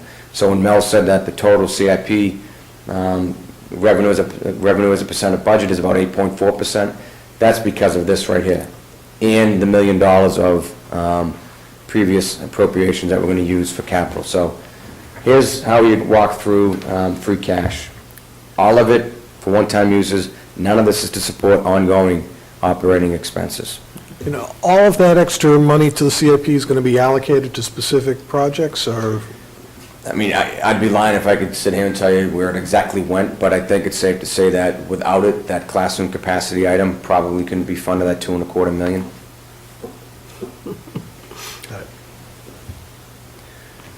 So fund balance we talked about. You know, you can see the history here. This speaks for itself. The town was in some tough shape back in here. A number of factors came into play. Very big turnaround here. And then we started getting some worries from the ratings agencies, and you can see why. You know, if you straight line this, it's a pretty significant decline. So when Mel came on board, the Fiscal Policy Review Committee was convened. We really, for that singular reason, we looked at all of our policies, and we reconfigured how we use free cash because of it. This past, when the auditor was here and went through the financials with you, we're basically at 10%, and it's somewhat frustrating because you see it's minimal, but there was a decline over a couple-year period. We're doing everything right. We're following our policies. But when you have revenue growth at a certain extent, and then actually the way the financials work, which I don't even pretend to understand all of it, it has the effect of lowering our percentage as a fund balance as a percent of revenue. So we're still at 10%, just slightly over 10%, and we want to grow it a little bit like we did here. So that's why we're saying we should sit on $2.6 million of free cash to help. And just to be absolutely clear, if the override passes, that's going to go down as a percent of revenue. That's a fair statement. I am unfortunately obliged to point that out. Yep. I don't do a lot of math, but that's one I can do. Yep, for fiscal 16, that'd be the case. Yep, that's right. So then the auditors will yell at us. I think there's a lot of other glowing There's things a in certain there. amount of nonsense that I find, and I respectfully say, if in fact our revenues go up and our reserves as a result of that go down, I do not think our AAA rating should be even slightly at risk. Well, to put your mind at ease, I mean, we do have annual calls with the ratings agencies, and we go through everything with them. You know, they always focus on, how come your debt service is so low? And we said, well, because we have a robust pay-as-you-go plan. If you add these things together, we're at 7.5% or 8%. So, you know, we have those opportunities to go through that with them. So at the end of fiscal 16, Melissa and Steve can talk to the auditors about in the Just explain to them that they should be careful about how they apply their mathematical Yes. analysis. I agree. On the expenditure side, we talked about this a couple times already, but it's all about the school budget, town budget, about $700,000. Again, that includes the $682,000 worth of cuts.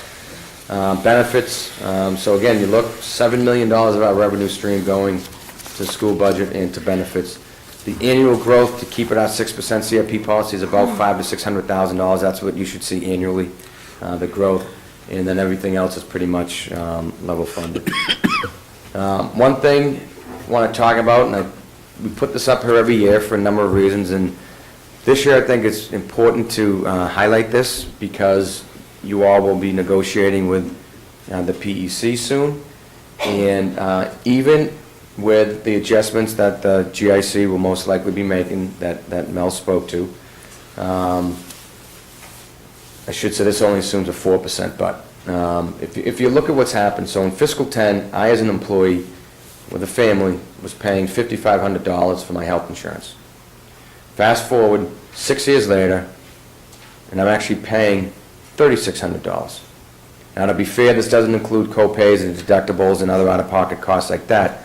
However, if you use an industry average, I'm still saving about $500, $600, $700. That's 6 years worth of growth in health insurance, and I'm paying less in totality for my health insurance. So, again, easy for me to say, but as you begin your negotiations on the next round for health insurance contracts. I think this type of picture speaks pretty clearly for itself.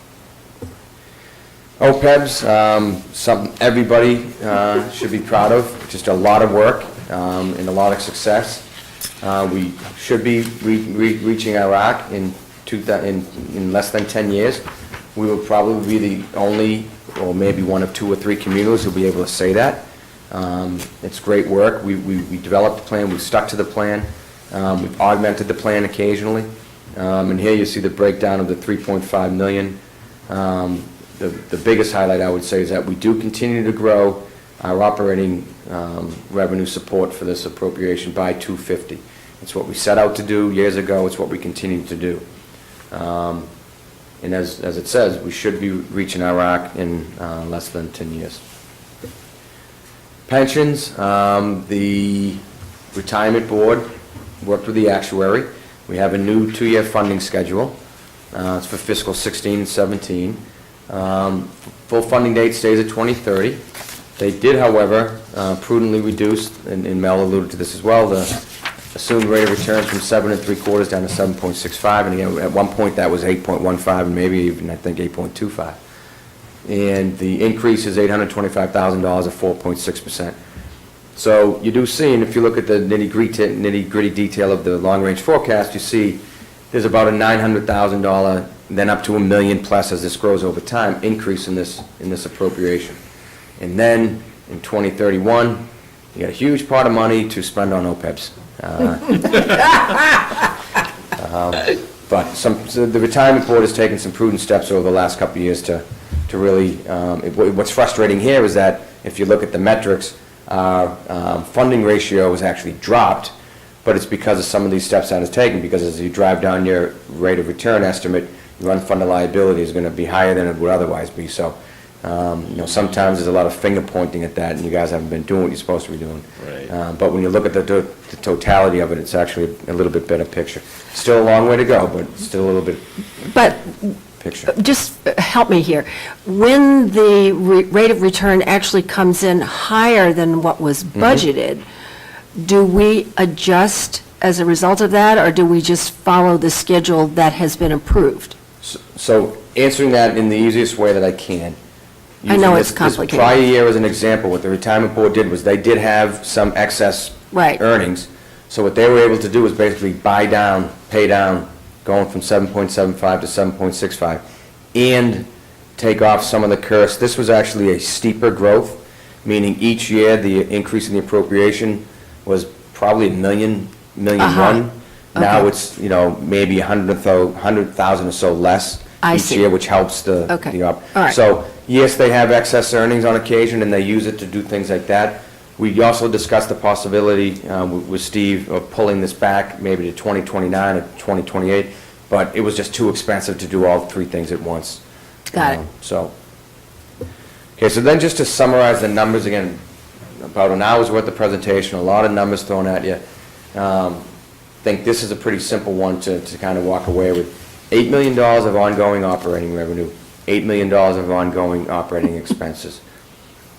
3.9 for the schools, 3.1 for benefits, town budget growth of $670,000, and a $500,000 growth in order to maintain our CIP policy of 6%. Everything else is pretty much flat. So that's what it's all about in terms of where the money's going, where the money's coming from. We know how Prop 2.5 works. We have some estimates and local receipts that we're comfortable with, and we will know better in about 2 weeks as to how good a prognosticators we were with what the state budget's going to look like. But even with that, as Mel said, there's a House version, there's a Senate version, there's a long way to go.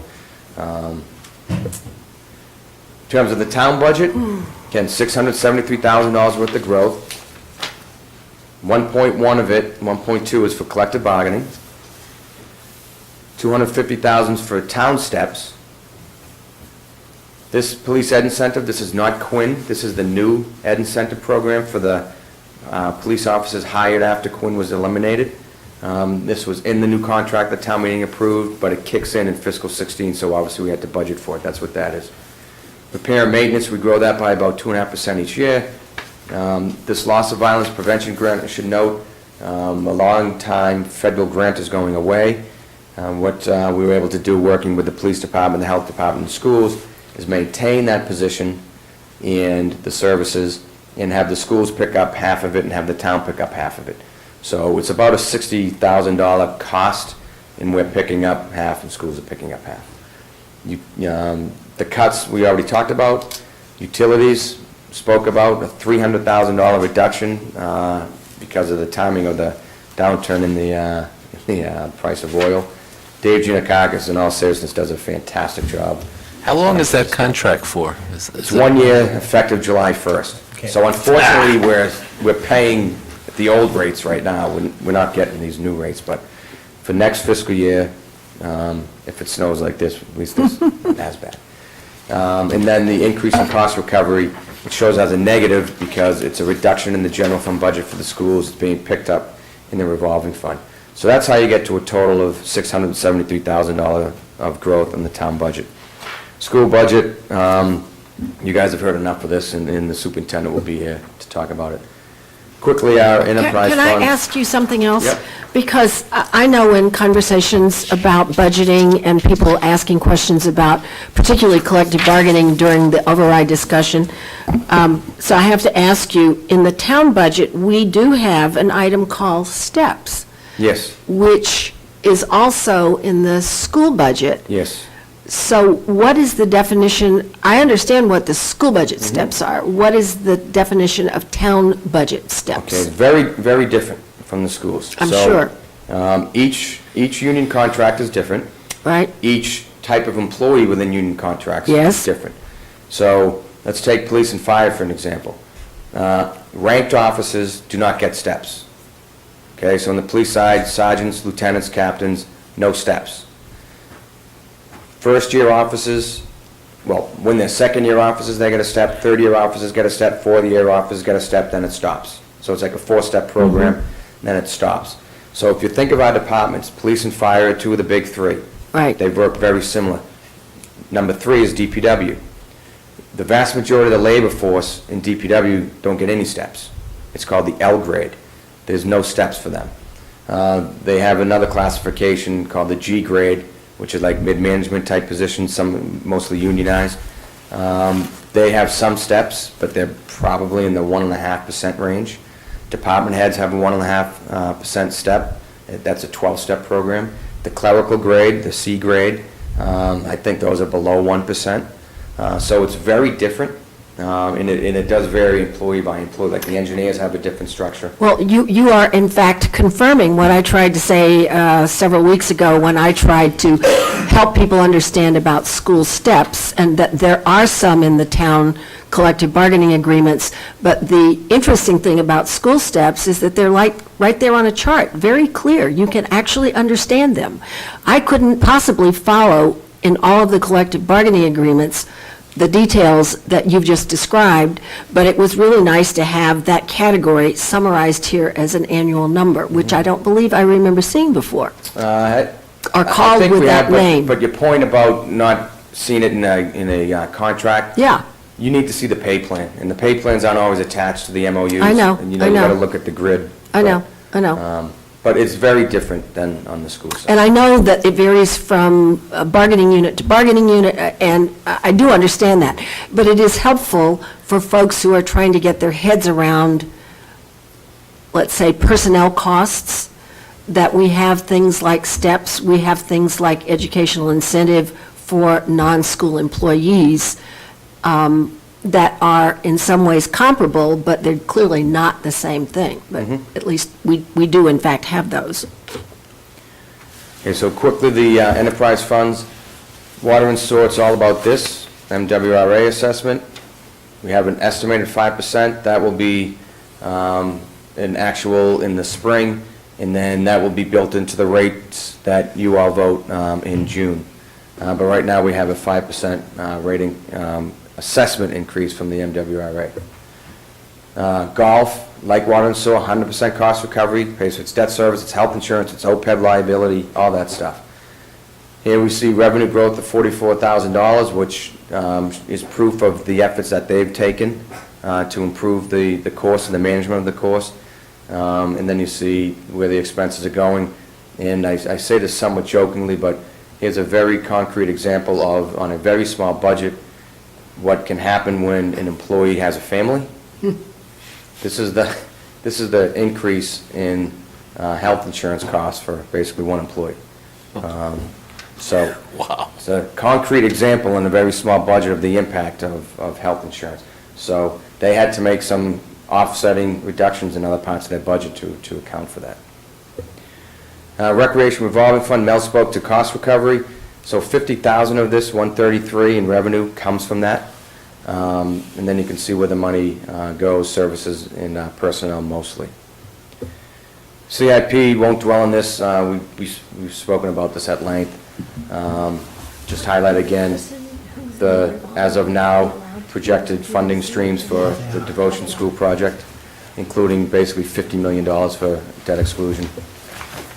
And then to summarize the CIP, again, this is something I think people get, there's so much talk about it and where the money's coming from, and this is a one-pager that shows how we get to 7.5% and then how we increase that. So we're talking in round numbers, $13 million here, and then in the out years, 15, 16 million. That comes from debt service, which is right here. So this 8.3 is debt service we know we already have and we have to pay. The out years is predicated upon the debt management plan that we spoke about a couple weeks ago. So you take this, you subtract that, and you have this much money for pay-as-you-go. So, as I've said before, as this number here grows, this number shrinks. And you can see that pretty clearly right here. Then to get to 7.5%, you need $3.3 million of free cash. So again, it's another pretty simple math formula. How much does it take to get from 6 to 7.5? The answer is $3.3 million. That's what comes off from the free cash slide we talked about earlier.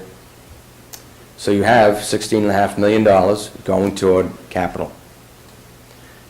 Then we add that additional free cash that we spoke about earlier. The reappropriation of existing capital accounts, $1 million of that is the Driscoll School feasibility and schematic design item that we had approved just last spring. And 30,000 of that is, it's probably about 7 or 8 years old, a old traffic signal improvement project for Mountford, basically before you go over the overpass of the Pike, that area up there. That's being relooked now as part of a larger state project, so Peter Ditto said that we can use that 30,000 for something else. So further proof that we are always trying to stay on top of all these old accounts. And then you add the existing debt exclusion, which is the high school, and you can see that over the 3 years here. Then, to Neil's point earlier, this is when Devotion kicks in. Right. So that $3+ million kicks in right in here.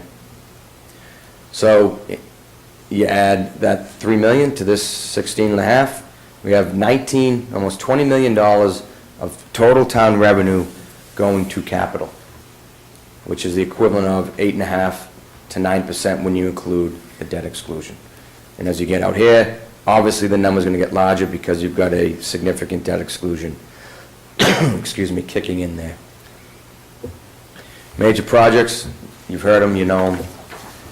And to end with the annual blizzard of numbers slide, I always say that lovingly because it is a lot of numbers and everything, but the real walk away, two things to walk away with this is, one, we actually do long-range planning, and as Mel said, we're able to use this spreadsheet that we have to show what an additional 0.5 point in bargaining means, what another point in health insurance rates mean, you know, what the utility numbers mean, basic assumptions like that. And they all roll up many, many sheets worth into this so you can see what the out years look like. Admittedly conservative and cumulative, as Mel said. But the second thing you should walk away with is if you go back and look, and I did this earlier, look at some previous versions of this, the numbers were a lot bigger a couple of years ago. And it's because of some of the assumption changes that we made. You know, dropping health insurance, now this might not look as good now, but dropping from 6% annually in the out years down to 4%. That's a cumulative effect of $2 to $3 million of costs that's pulled out of this. Being a little bit more aggressive with our local receipt estimates, a little bit more aggressive with our state aid estimates, that all totals significant amounts of money that, this was about $8 million last year, I think. So you can see that the overall situation's approved, and then the last thing is, and we've talked about this, the town side budget. You look, town side budget's in very good shape, if all these assumptions come true, right?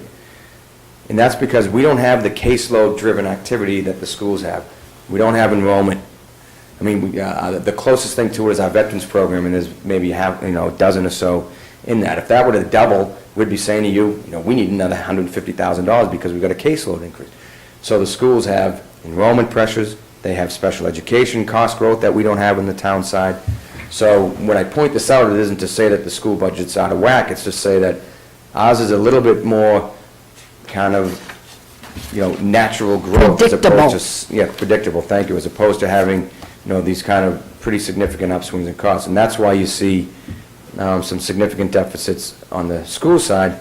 And then to close, in this room, a couple Fridays ago, Melissa, myself, the schools, even the superintendent sat through it for a little bit, and I think he had a migraine after.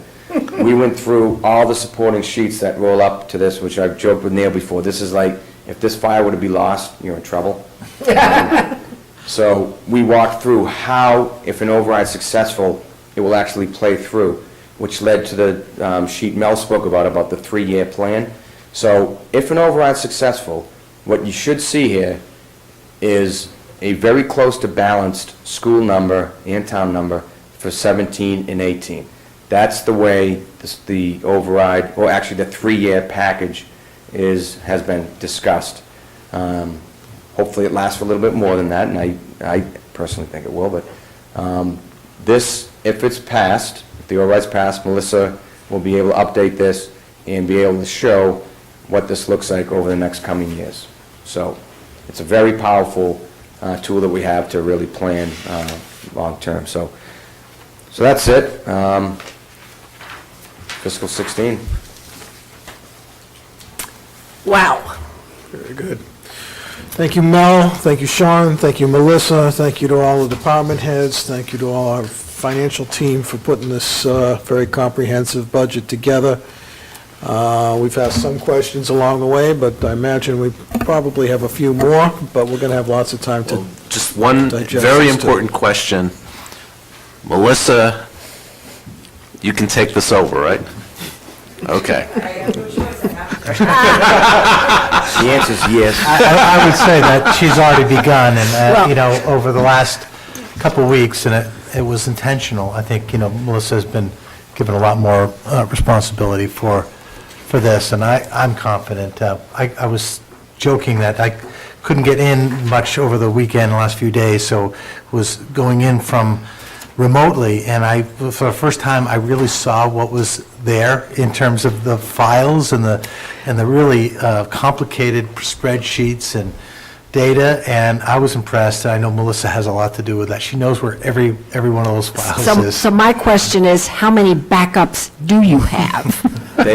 IT backs it up at least twice a day, I Okay, all think. right. I just want to be sure that they are multiple, and in places where if there's a power outage, at least one will survive. Yes. Well, that's been a running discussion that Sean and I have had for years. And Melissa will be left Thursday night with probably a 20-page document that lists every single file I have, what it's for, do you need it or not? So everything will be fine. Very good.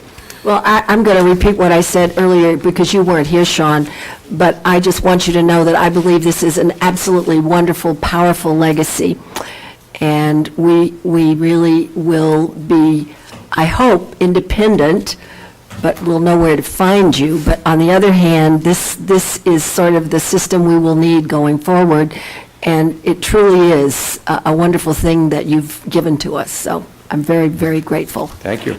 Thank you. Mel, you mentioned in the beginning that this is all no assumption of an override passing, but you said there were contingencies built in. is there a section in here? Is there a place Yes. in here where Yeah, we're talking? right. Yes. In every departmental section, you'll find a column, an actual column, a new column that, I forget what's the title of it. Yeah, it's specifically related to override. So you'll see in a, let's see here. But it's summarized on page 1-8. Oh, there we go, I see it. I hadn't cracked the book yet, so. Right. So There it is. it'll be pretty transparent, I think, and I'm sure the schools will be doing the same. Right, and on page 1-8, it's summarized, so you can see it kind of, you can see the big picture and how it all fits together. Good. Well, that was an involuntary innovation here this year to do it that way. That's terrific. Thanks. Can I ask, are we going to see, there was a nice optimistic estimate for new growth, and at some point in the next few weeks, are we going to see how that breaks down? Wasn't part of the presentation. What do you mean breaks down? Like which projects where The only project that is impacting that number is Red Cap, and it's to the tune of $50,000. And if you look at, should be in here, let's see if I remember. If you look at page 18 and 19 of section 1, the town administrator's budget message, and the long-range financial planning, we list in detail, and we do this for this exact reason, our assumptions. So if you look at right in the middle of 18, the first bullet, we have $50,000 assumed in fiscal 16. So the rest of the new growth, 1.8, is what I would call traditional, normal new growth in this town. If you look at the history, it's been, the last couple of years has been 1.9, 2 million. Back in the glory days, it was, equal to the 2.5 levy. So I would term it the normal new growth and augmented by $50,000 of the Red Caps Act. Got it. Then you see next year in 17, I'm sure, 2 years from now, there's a very significant increase, and then in 18, another significant increase. And then Brookline Place kicks in 18, 19, 20. So these are all built into the long-range assumption. If these things fall off the table or reduced, the rosier scenarios we had up there become not so rosy anymore, because you got to account for that. But that's really the only thing different than what we normally do. Got it. Thank you. Anything else from members of the Board of Selectmen? Sean? I'm going to get all teary here. This is your last moment at the podium here. I just reiterate what I said a couple weeks ago when you promoted Melissa. The town's going to be in great shape. You got a great town administrator. Melissa's going to be fantastic. I'm sure she'll be freaked out for the first few months, because I remember my first few months in the role, I was wondering what the hell I was doing. But this community's awesome.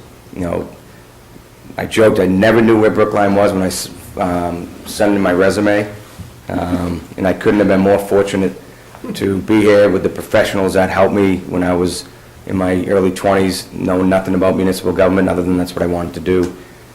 So, I've been so fortunate to be here, and it's an awesome place to work as an employee. People value government services. Boards of Selectmen have been nothing but supportive of the town administrator and his staff.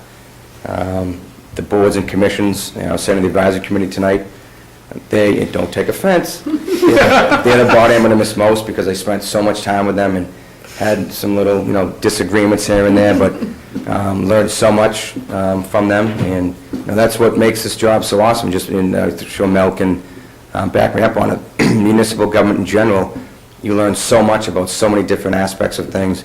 You go in not knowing anything, and then whether it's from the department heads, who are also fantastic, or listening to volunteers, dedicating their time to improve the town, you just take it all in. You just take it and you learn. And because of that, now I'm in the position I am.